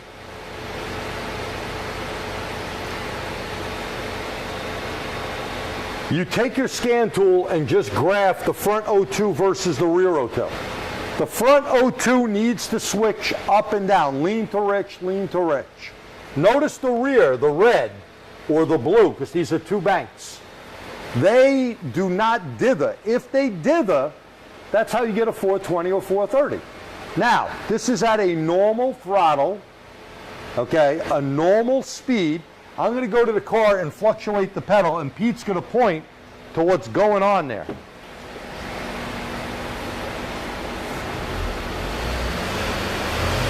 And it's only going to allow me to do some little fluctuation. Do we have anything in the rear going yet? Yeah. Now, I hope you don't drive like that. My ex-wife used to drive like that, on and off the gas pedal, get me nauseated, okay? But notice this cat is so good, we didn't get a lot of dithering with the rear O2. We don't care about the front. It's the rear. So all you need to do is not run this test, go to regular graph, and you would want to graph the front O2 versus the rear O2. So you see bank sensor 2? You would want to see them basically staying straight. And if we reset, there are a lot of people who go, well, that's moving. Yeah, you got to reset the scaling. You got to reset your scaling. So O2 bank 1 sensor 2. And if you look at the numbers, Pete, is that moving a lot? Nope. 685, 689, but someone goes, oh, it's moving a lot. No, it's not. That's what will fool you, and you need to know that about your scan tool. Yep. What scaling are you on? Okay? But we could do this. Snap-on does a great job. OTC does a great job. You could do it on any scan tool. I want to go back real quick to when G was sharing you with the Mode 6 data, and he was using the two values, the test values the computer's using, 0.35 to 0.4 or 4.000. What do those numbers mean? I don't care. That's the test data that the engineers designed. Now, if you want to dig into it and find out exactly what that is, that's fine. When you get in and look at the unrecorded data, it's still going to be in a hexadecimal format, so you're going to see some very strange numbers. If you want to find out more, that's fine. What do I care? The thing that G I wrote a whole book on that as well. The thing that G pointed out is that the value, the test value, is way below the max threshold and above the minimum threshold, so we're okay. If G had seen that test value at 3.9999 and the max threshold was 4.000, well, that's an indication that maybe we've got something coming that's going to cause the customer a problem. You know what I always like thinking of? It's like a football game with the goalposts. You got to get it in between the goalposts. Now, of course, if you're in Canada, I always have to say hockey. I know jack about hockey other than you got to get it in the net. So it's the same thing. You got to get it in, right? And let's look at other things here. There are things sometimes in voltage, amps, or seconds, or counts, or ratio. But when it comes to catalyst, it's like Pete said, it's some who knows number. And I don't care, as long as it's between above a minimum, below a maximum. That's what you're really looking for. So Mode 6 could be quite helpful. We could kill the car, and I'll just put this down here, because we know you're probably tired of hearing us by now. So we'll move on with the rest of what we have here. And please ask any questions. Ask any questions that you have, because, you know, questions are how we basically learn. So let's look at criteria. We did talk about parameters and criteria. We got a code set and criteria here for a P0117, ECT circuit low. And the reason why I put this in here is because it's important. This is some real information. No engine codes already set. Intake air temperature 212 degrees Fahrenheit or less. Engine running throttle 5 to 35 degrees, 3 to 5 minutes. PCM detected ECT sensor input of 247 degrees Fahrenheit or more. But when it says circuit low, this is something I always tell people in any class. I don't care if it's on a hybrid, I don't care if it's on a car. Circuit low is a short, okay? Circuit high is an open. That's the first thing you want to look for. Are these wired shorted together somewhere, okay? So if this said, let's say it was a 118, ECT circuit voltage high, I'm going to look for an open. And you know if you unplug this, right, If the computer sees the right thing, now it sees circuit voltage high, well, that's good. If you put a wire in between and only on a sensor, do not do this on a fuel injector or any actuator because you'll burn the computer driver out, okay? But a sensor can take this where you got a 5-volt reference. When we jump that, now we should see the temperature change, right? Because open circuit, minus 40. We do that, we may see 248, 300 degrees, whatever the computer will look at. Now what did you do? You just checked from the sensor all the way to the computer and the computer's logic, okay? Now you can go see if you have a bad sensor, or, by the way, don't forget VD, voltage drop. You may have some corrosion going on there. That's common. Someone went like this to go check it one time. The little rubber weather pack thing went by. They go, oh, I can't see it from where I live. Well, that's how we get things screwed up.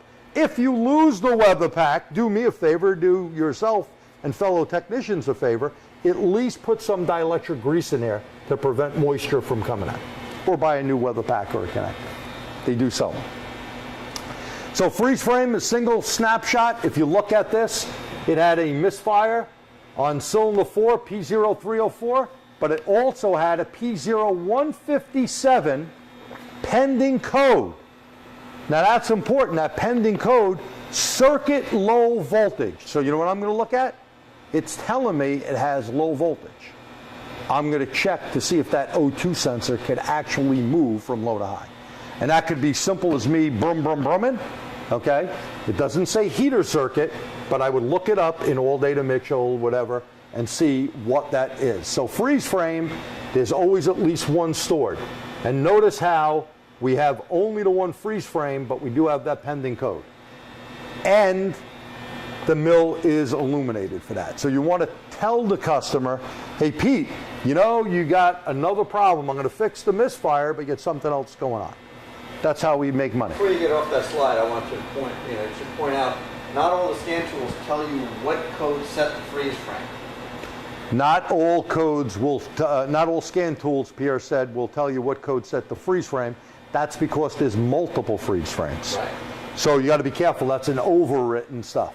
But again, if we go back to failure records in GM or Toyota, Chrysler will give you 5, 6 different ones. That's what we talked about earlier. If you find yourself in that situation, then that's what we said, that's that 10%. You may need to go to the enhanced data and do a little more digging for the information you need to fix the car. No doubt. This is important. Warm-ups erase DTCs. Now, warm-up, people think I'm just going to warm the car up. Not really. To self-erase DTCs, the PCM counts warm-ups and adds 1 to the warm-up counter each time the engine temperature reaches 160 degrees Fahrenheit in a gas or 140 in a diesel. Okay? And the temperature increases during the warm-up period by at least 40 degrees. So if we start at 100 and we went to 140, we're good. If we started at 140 and we only went to 160, well, that's not good enough. If a DTC is stored in memory, and if the warm-up counter reaches 40 without a reoccurrence of the fault, that stored DTC originally will be erased by the PCM. So that's one way it does it. Okay? Some good words or good terminology that you need to know. Pending, a condition where the task manager or diagnostic executive, meaning the software in the computer in English, does not run a test pending a repair of a condition that is stored a DTC or turned on the mill. So a lot of times you got to understand that it's looking at all the stuff that's going on in the computer. Suspend, a condition where the monitor test results are not recorded since the PCM is still waiting for the test results from another monitor. So I'll give you an idea. How can you test evap? Okay, because what is evap going to be looked at? Well, they're probably going to look at an O2. Okay, they want to see if the purge valve opens, did we really get fuel to come in there? Well, when we open it up, purge valve opens, shouldn't we see that the voltage goes high? That's the way we know it's working. EGR. When the EGR opens, they're going to look at maybe O2 again. Or they may look at, you know, a load sensor. What's going to happen when we open something up? Well, the load sensor voltage is going to change, meaning like a map sensor, speed density system. Yeah. A conflict. A condition where a monitor does not run because another monitor is running. Now, one car that comes to mind was a Jeep. Jeep had some issues where a monitor, they had one trying to run, EGR was trying to run, and they were looking at the continuous monitor with the torque converter clutch in it. Okay, so remember what I said, a lot of things are in CCM, and they had issues where this thing was getting totally confused and not running the monitor. And don't forget, we're going to go over a couple of things where enabling stuff for monitors. Drive cycle, people don't know what this is. A drive cycle is a set of conditions that provide all the conditions required to run all the vehicle monitors. Drive cycles vary by make, model, and it could be the same Ford Motor Company, let's say, or BMW, and it'll have different things depending on engine in it, or tranny. A trip, that's not the stuff from '69 from Woodstock, okay? You got to keep that up there. A trip is a key cycle, key on, start to run, key off, very important. Key on, key off, then the key goes back on, that's one complete trip. Where driving conditions enable a monitor to run, and you should wait about 2 minutes to make sure that the monitors are actually set. A lot of people go in a drive cycle, then they turn the key off and they want to turn it right back on. Some cars need at least 2 minutes to count up. Enabling criteria, exact conditions needed before a test can run, and these are provided by a trip.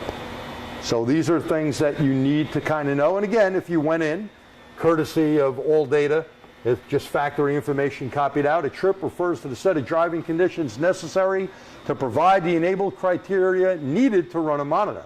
Trips commonly include a key on and startup followed by a set of operating conditions that allow a monitor to run, followed by a key off. That's important. And then that next key on, that's one trip. Because there are several different trips, each particular trip has its own enabling criteria for the monitor. So right here, it'll tell you, and I think this was off of GM, idle 2.5 minutes in drive, auto and neutral, AC and rear defroster on. Now that's important. If you had it off, it may never do it. And what's it going to do? Heated O2, misfire, secondary air, fuel trim, and evap. And then 3 minutes of steady speed, cruise of 55 miles an hour, or for the Canadian guys, or people in kilometer land, 90 kilometers, misfire, EGR, secondary air, fuel trim, O2, evap. I think you get the idea. It's nothing to memorize, it's something to look up. Right. Okay, something to look up. So monitors on OBD2 systems work like this.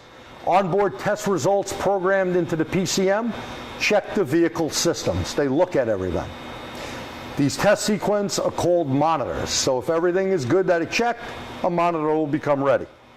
Monitors run when the conditions are right for them to run, and vehicle operating conditions required to run monitors are referred to as trips. And there's your monitors. A monitor is essentially the same thing as a trip.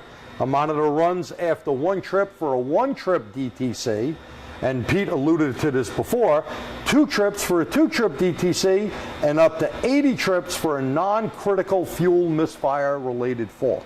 So there could be 80 different things. And again, if you read through, IATN has a great resource. I remember Paul Baltusas put some stuff up. He's an OBD2 engineer for Ford Motor Company. You can go through, read all that stuff for free. GM has stuff up there, and Toyota. So good stuff, and Toyota really did a great job. Whether a monitor will run is not quite so simple. So we talked about the hall monitor. All vehicles have at least 3 non-continuous monitors. So back in 1996, when it became mandatory, 1998 in Canada, they said you need 3 monitors. Every car has an O2 heater, every car has an O2 sensor, and every car has a catalyst monitor. Because that was the difference between OBD1 and OBD2. You had a secondary O2 sensor that was comparing just what we did. Remember the front O2? Up and down, the rear got to be steady. That was there. Other monitors may include evap, EGR, secondary air, and AC system. You're not going to see AC on cars unless, and I put that in there, I've never seen one, but unless they go through with the plan of checking 134 leaks for global warming. Okay? But you will see evap is common. Not every car has EGR. They got to put them on a lot. We had Pierre's used the Vano systems on Beamers, and we see that a lot on European cars. VVT is just about on every car nowadays. Secondary air, not all that common. okay? But some cars need secondary air, Yep. okay? So these monitors run only after completing the trip, which is a specific set of driving conditions demanded by the manufacturer. Some monitors run continuously as a vehicle is operated. These are continuous monitors. They're always looking. They're going, hey, what's going on? Okay? But remember, they also have conditions we talked about. And if you're not aware of those conditions, like cam crank relearn, these are not going to run and you're going to have a problem. Now, some scan tools may say complete, done, or yes, rather than the word ready. That's another thing to look at.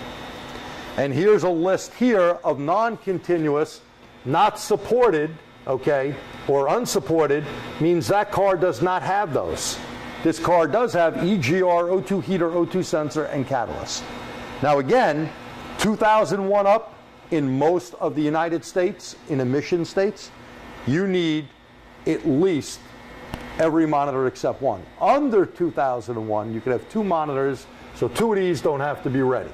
Okay, you see here, this car would be turned away for an inspection, or in some cases fail an inspection. Why? The monitors are not ready. So we would need 2 of them to say complete, yes, done, or ready, depending on your scan tool. That happens to be an E scan tool shop. So non-continuous right there, we talked about that. We talked about the 134A. It was originally for R12. 2 non-continuous monitors. Now, thermostat monitor, this is something that they shied away from, but you will see it in a Toyota. If you use the Toyota Tech Stream, you've seen thermostat monitor. That began in the year 2000. Most scan tools don't show you that. That is in, the reason why you get a 128, that's in comprehensive component. Now, 2002 is the PCV monitor. Well, that was a whole cluster. That cluster, because not everyone put a PCV valve in there. Okay, they said, we have a breather system. Oh, well, BMWs, when you blow all the seals in your car and oil's all over the place, that's your PCV breather system. Positive crankcase ventilation. Now, GM did a great job. They put a MAP sensor right over a PCV valve, and they used a mass airflow sensor as well. Well, the PCV was monitored for that. Now, unfortunately, Isuzu, Suzuki, some of these companies, and Suzuki no longer sold here, what they said is, we're not going to do that monitor because we don't have a PCV valve. They did. It was built into the valve cover. It's only a breather system. You work on some of the Jeeps, it was all the plastic tubing. So be aware that there's some stuff there, okay? Not all light-duty diesels support non-continuous monitors yet. So if you're in an emission state, light-duty diesels, like Pierre's 2 diesels you just got, BMWs, of course, but you could have a Ford pickup. You could have a Chrysler, you know, with a Cummins diesel in it. You could have a Volkswagen. Oh, well, let's not go there. But you could have something that has monitors on it. So things that prevent a monitor from running. Very important. Stay with me, we're almost done. Here we go. Engine thermostat. Now, I all know you think you love the parts store. I'm not going to knock any parts store. Here's my personal suggestion on all new cars. Get the thermostat from the dealer. Or if you use something like Whirlpack, it says OES. Has to say your OES, original equipment supplier. That means it's the same exact one. Why? The calibration on these cars, well, Pierre will tell you, and now Ford added electronic thermostat, General Motors has it, the Chevy Cruze has an electronic thermostat. That means they're checking this thing out, they're heating it up like an O2, and they're keeping real close eyes on that system. That's how important it is. So get the right thermostat. And by the way, like the coolant system one we did, is it distilled water, deionized water? Is it a 50-50 mixture? And are you using the right antifreeze in that car? It does make a difference. Engine coolant antifreeze mixture, see? Crankshaft relearn. Duh. Crankshaft relearn, not completed. Now, yeah, I know like on a GM 6-banger, you used to go put the parking brake on, 50, 150 RPMs, hold the pedal down, it does cut out, and it say cam and crank learn. They don't do that anymore. They do like Chrysler and BMW, you drive down the road, they look for certain stopping, starting, and they redo the crankshaft relearn. You should see that in enhanced data. This is something I would love EPA to make mandated on a non-enhanced tool, on a generic tool, so I can see if it's ready or not. And one thing that G hasn't put in here that I was going to mention to you, you don't think about it, but you change the battery in the car. You disconnect the battery, you disconnect the power source to the ECM, you just clear to keep alive memory, and now, before it comes to my mind, you have to relearn that crankshaft profile before that misfire monitor can run. So it's very possible that you put that battery in the car, and now a misfire develops in the vehicle, and it can buck like a torch-on wagon. But it's not going to set a light because it can't run the test. And people don't realize this. Now, we had a guy, he's retired, so I'll use his name, Peter Ruiz, who helped me on this New York State program. We had the NYVIP, our first OBD2 program. Peter was in the classes. I used to do all these classes from Long Island all the way up to Buffalo, and taught all the state guys, both DEC and DMV. And Peter said, I don't know about that battery thing. One day he comes up to me. He said, you know, I got one of those Chrysler Sebrings, and his battery wasn't that good. It started the car up and everything, but it wasn't that good. The battery prevented monitors from running. And you're going to see where I'm going with that. So battery changing, battery weak, alternator issues. Don't forget, we got clutching alternators that cut it out for power, and there's a bunch of different tools and a way to check them. By the way, most of those alternators are still good. It's the clutch part that's bad. Okay? Heck, even the amount of gas you have in the gas tank can affect whether or not a monitor is going to run. We're going to be talking about that. Very good. So DTCs or pending DTCs prevent monitors from running. But see, a lot of states, if you got a pending DTC, including here in New York State, you do not fail an inspection for that. But it can prevent other monitors from running. Vehicle fuel level above 15% or below 85%. Now that's when you RTFB read the freaking book, because some of them, like Toyota, are half to 3/4. And by the way, if the guy filled the tank up, you know, that's usually when you want to pull the fuel pump, by the way. That's when he has a full tank, because the car wasn't running good, right? And he figures if I put more gas in it, it'll run miraculously better, okay? But too little gas, too much gas, not good. That's just check the manufacturer specs for what they want, but that's the seat of the pants, 15 to 85%. The battery and the charging voltage, super important. You know, all of these things are regulated now by the PCMs. And if you have some sort of a glitch, I mean, a lot of these, my vet goes up to sometimes when I don't use it, it'll charge out at 17.1 or so. And it'll go up there till it gets what it needs, it drop it right down, up and down. These cars are smart. But if you have an issue, someone put the wrong battery in the car. They put an AGM in where a regular lead acid or vice versa. You're going to have tons of problems, and this is why we have battery registration or programming. Right, yeah, we actually talked about this in our last webinar. Oh, was that the last one? Yeah, well, that's right, Pierre's car. Yep. And Snap-on did a good job on that, that's right. Mode 6 data indicates a system that is borderline failing. Remember the goalpost. I don't care if the number is 0 to 10. If you got a negative number, you fail. You're not in there. If you got 11, you fail. Okay? And if you're at 9, you're close to failing. So that's what we're talking about, borderline. Okay? The PCM needs a soft reset. Now, we had a lot of Dodge or Chrysler Caravan style things. These things just went nuts. What's a soft reset? Take the battery cables off after you shut the ignition off. Make sure the key's out. Take the cables up, do a 1 ohm 10 watt resistor in between. If it's a late model car, a 7 Series BMW with about 100 onboard computers, or an S500 Mercedes, well, guess what? You better leave it on there for probably an hour, because the capacitors have to go down in 100 computers, not in 10 computers.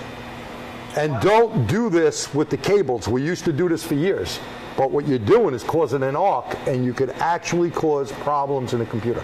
So if you don't have a 1 ohm 10 watt resistor that you can get online, at least use some sort of a light bulb or your old test light or something, right, to use some resistance to drop it down slower. Pierre.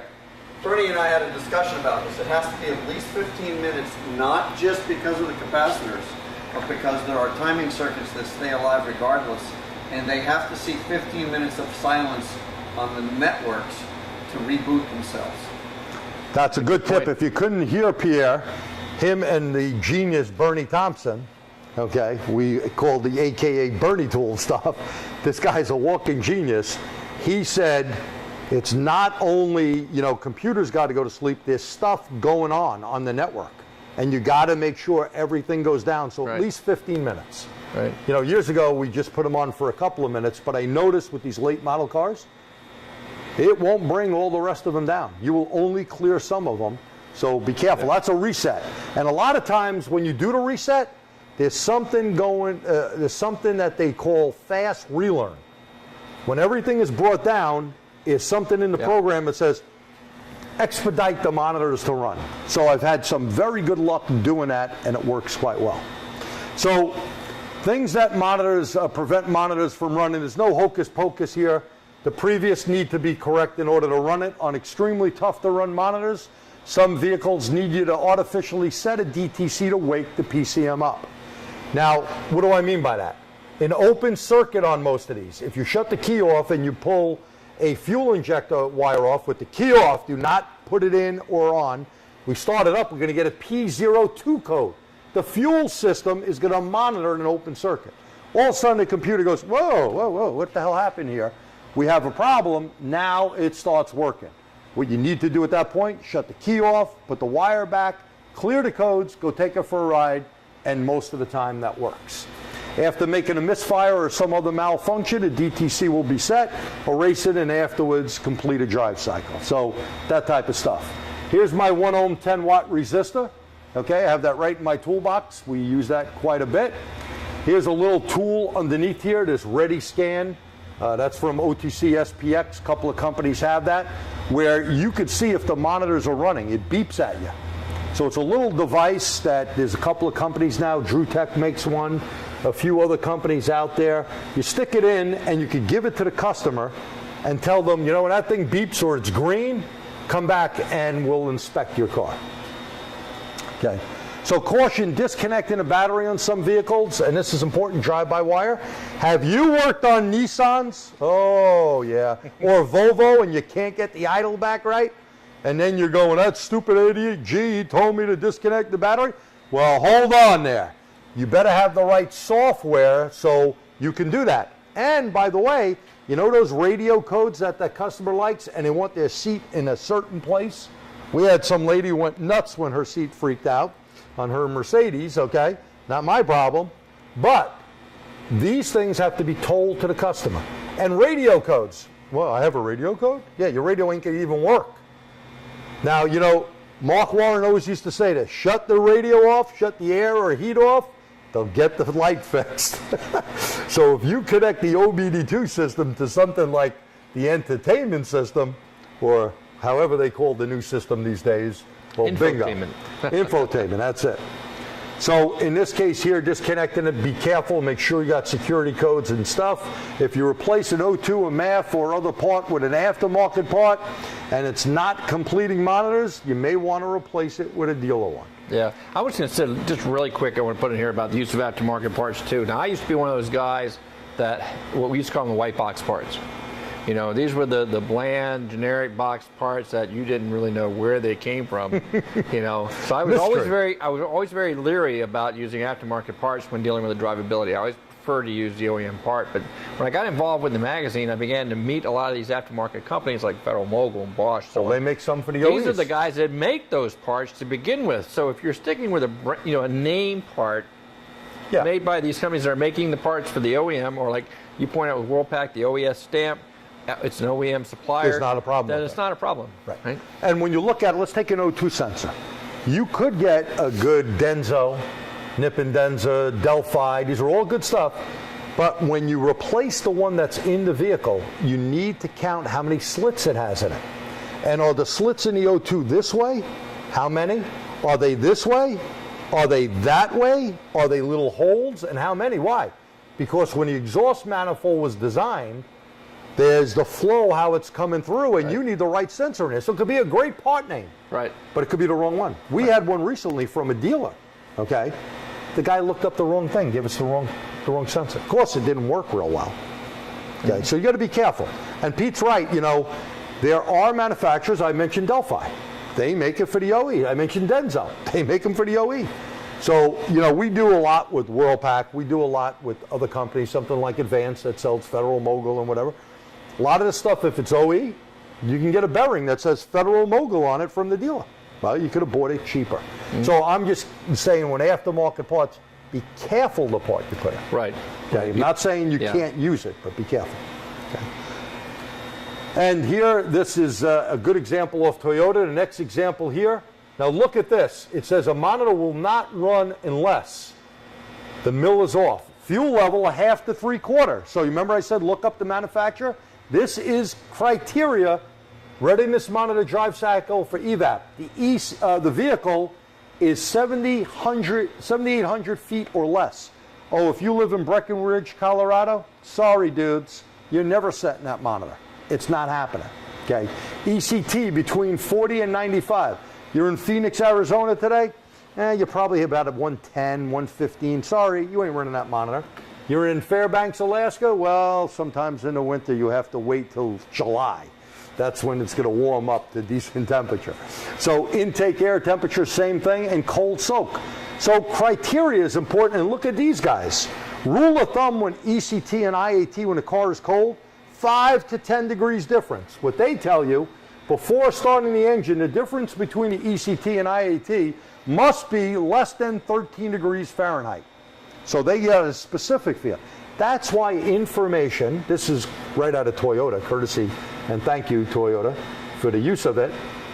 But you can go in ALLDATA, Mitchell, Motologic, whatever, and they have it. A lot of these guys have the actual factory stuff right in there. So, good stuff. Monitor disable you may not be thinking about. The wrong or defective thermostat can prevent an engine from reaching the proper temperature in the specific amount of time. Air trapped. If you don't own an airlift or whatever brand is out there, I don't know, that's the stuff we have, you need to make sure you get it out, or you need to open those bleeders. Very, very important. You get air in the system, you're done. And get a refractometer. Go back to, I'm not sure when we did that webcast, but look for, it was called coolant or you something. check the Motor's YouTube channel, lots of stuff on that. A lot of stuff. Wrong coolant mixture. You know, some people think, what, 50-50, I'll put a lot in. It's a catalyst that needs water to work right. So make sure, and that, by the way, that's why a lot of OEs will sell you only premix. Okay? So each vehicle has a different set of driving conditions. We talked about it. Here is just a generic drive cycle. So it tells you start cold and warm it up 5 to 8 minutes, accelerate 55 miles an hour, half throttle, AC off, steady cruise at 55, accelerate without hitting the brakes or the clutch out. We'll be back in 2 minutes. Okay, you're on. Testing. You're on. Yeah, you're good. All right. Testing. Okay. What happened? You went into... I think we're running low on battery. Oh, our battery is going low because I'm yakking so long. I'm sorry. But we're almost there. I'm long-winded tonight. I was taking it easy. That's why. So monitors on all vehicles are incomplete, not ready, until they run to completion at least one time. Once they're ready, they do not change back from ready to non-ready. They're ready to check out if you got a problem. They don't change back unless you erase the DTC, kill the battery power, or there's a disconnect in keep alive memory. We've had some where there's a power cable that when you shut the vehicle off, it died, cleared all the monitors out. And by the way, there are a bunch of cars in the early 90s, 96 to about 2000. It's called an exemption list. Do a search online. We don't have it here in New York State, but a lot of states give you the exemption list to tell you this car, if you turn the key off, all the monitors go to non-ready. Volvo, you never can get the monitors ready on early ones. Some Mitsubishis, you turn the key off. Some Chrysler, Mitsubishi products, same thing. And there's a whole list of non-exemptions. Mode 6, we went over this before. Here's a little bit. The test value here in red went over the maximum, so you can look at that on your own. Are we back up? Testing, testing? Yes, we're good. Sorry about that. We apologize. So what I said was this example is an OBD2 vehicle. Notice the connector. This is on a 2004 Ford, and because it's over 8,501 pounds, notice it's certified to OBD1. So you think it's OBD2 because you go, hey, it got the connector, I can plug in. The information you're going to get as far as mode 6 and certain other things is not going to be correct. So be aware of that. That is something that a lot of state programs also had issues with. So here we got a little case study because we got to finish up. We know you guys, this was a car from our Ohio program that we did years back with a 1381. A person got their oil changed at a quick oil change place. Okay. Now the only issue here is when you have variable valve timing and you put the wrong viscosity oil in, well, you're going to have an issue. It threw a light. The fix was not to erase the code.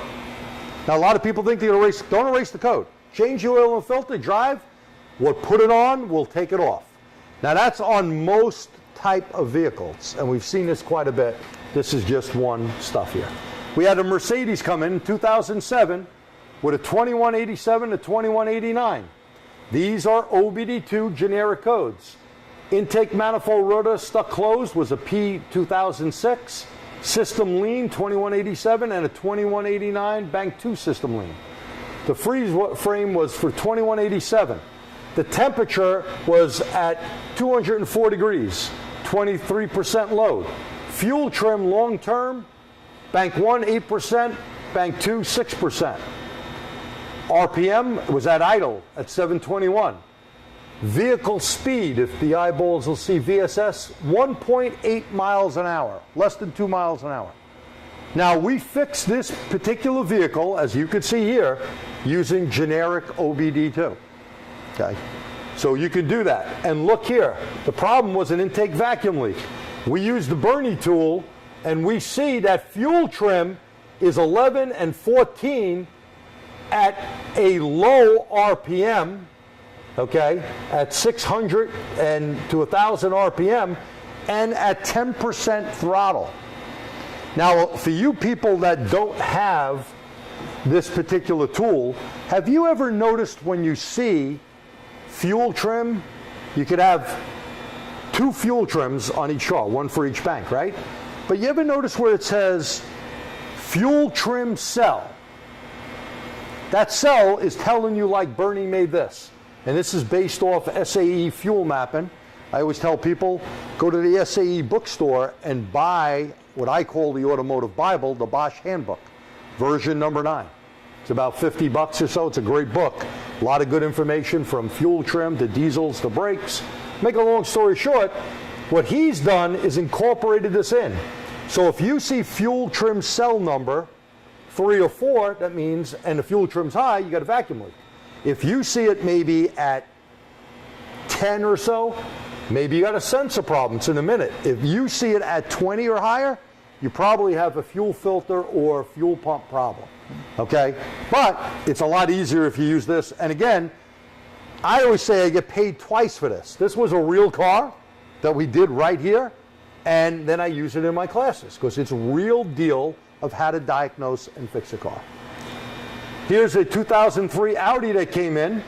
We looked at it generically, and this is the iScan WT. This is Autoland Scientech. It's in our bays right here. Okay? They brought it to another shop. They couldn't figure it out. No big deal. It tells us it has a very small leak.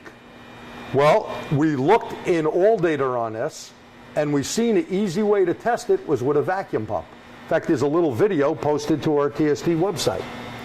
And what we did is we found out that the solenoid was no good.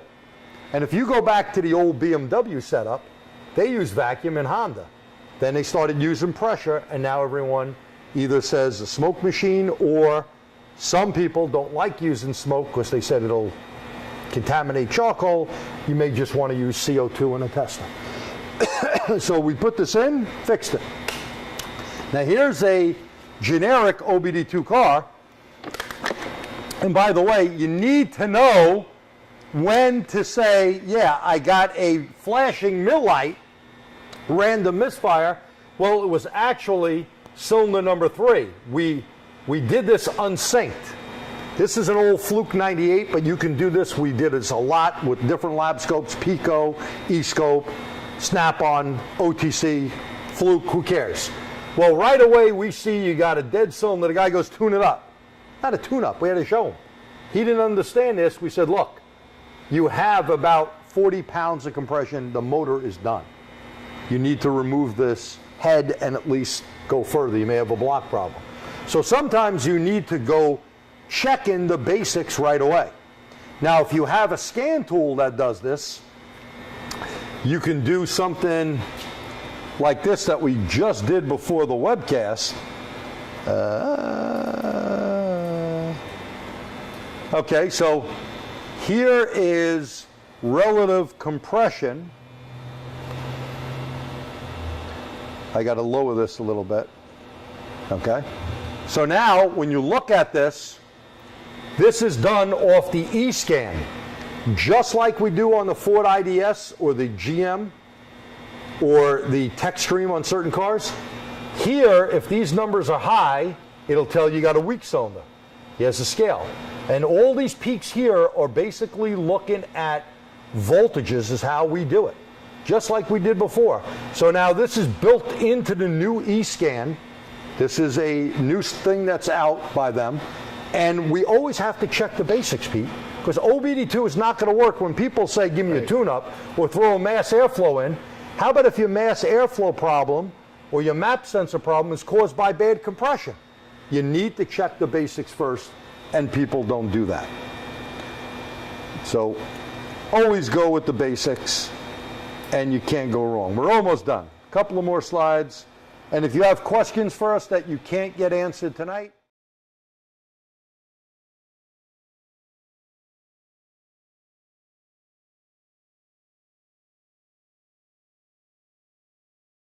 a P0740 torque converter clutch circuit. Well, she was worried because one shop she went to told her she needed a tranny, okay? And a P0888 relay out, always off. Well, one of the things here, the IPUs, here's her new one we bought from Chrysler at about $500, okay? And here's the old one in the car. Generic, just generic OBD2, we fixed the car, okay? It's not rocket science. So you need to look up. Now, you may go, oh, you have that in your head. Yeah, we had other cars like this. But what you would do, and a couple of guys that work here, I showed them, I took all three of them, I said, let's go over, look on Identifix, okay? Look at an IATN, look in all data. All the information's there when this code comes up.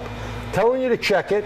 What we found is this circuit for the relay was toasted. The wires were all good.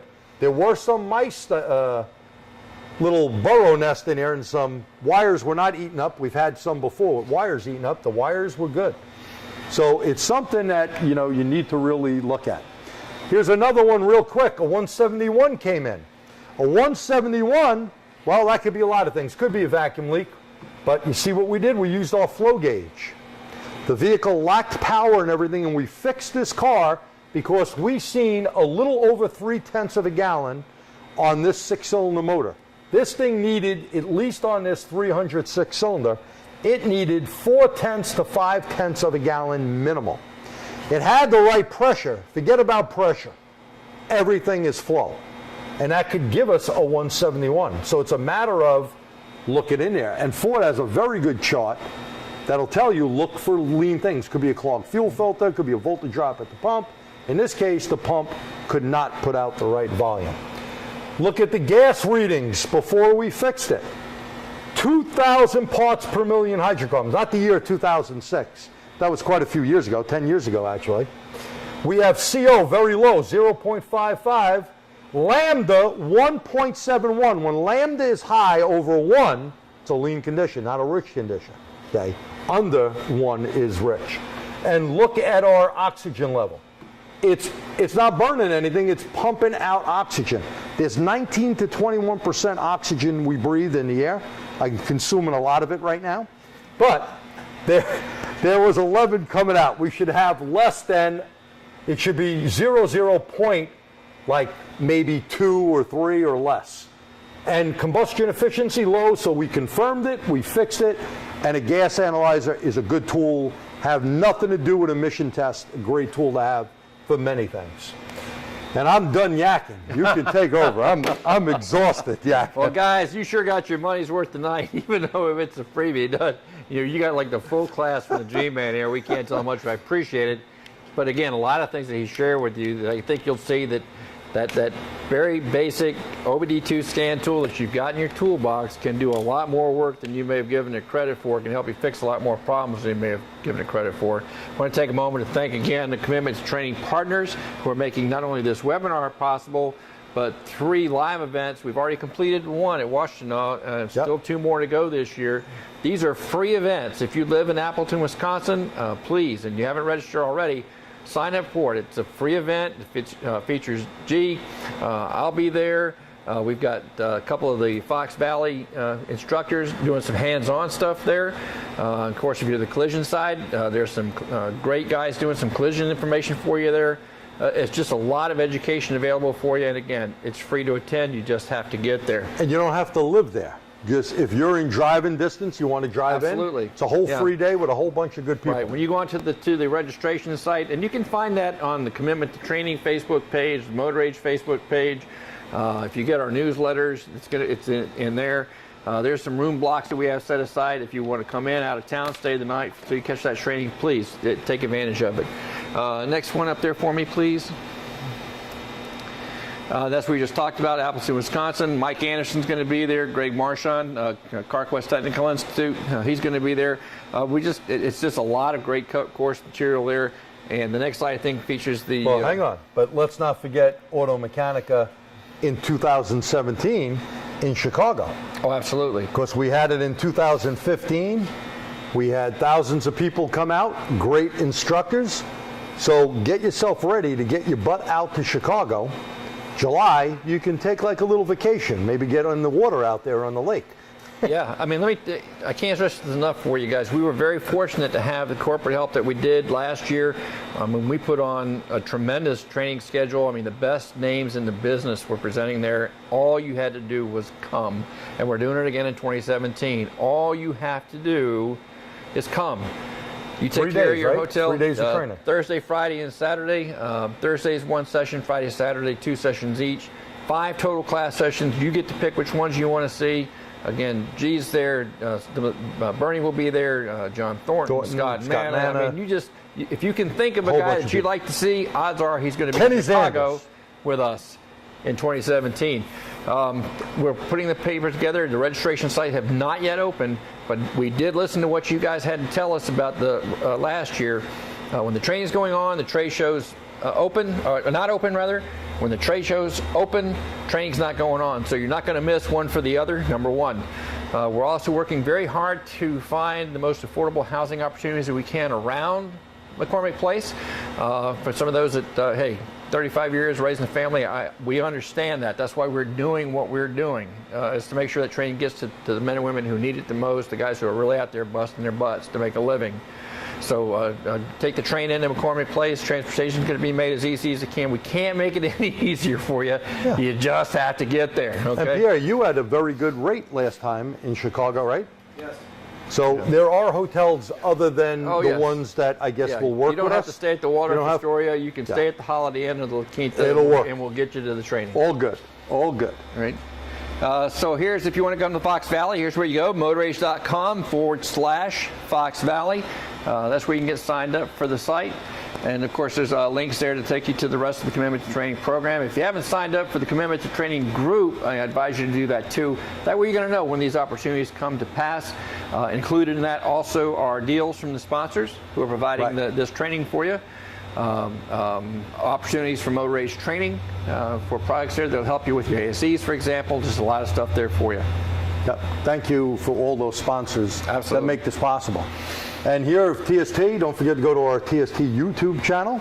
Don't forget our big event, new hotel, March the 25th, 2017. Of course, Motor Age, one of our big sponsors, AirSep, many other companies. If you want more information, give us a buzz or check our website. Our new website will be up hopefully in a couple of weeks, finally. So we have some stuff there. And of course, if you're interested in more training, how I really make money, I donate my time to TST. But if you're interested in more training, ATTS, Automotive Technician Training Services, be more than glad to give you a quote on some training that you may need. All right, well, guys, so much. I know, again, you hung out with us. Long webinar tonight. We appreciate you hanging out there with us. We hope it was worth your time. We know there's a lot of other things that you could be doing right now. And, of course, you always go back, now that you're registered, and view the webinar over again to catch the things that you missed the first time around. Thank you so. And with sound. And with sound. We right? apologize for Yeah. batteries. It was just longer than expected. Yeah, but anyway, guys, thank you so much. And we are out of here.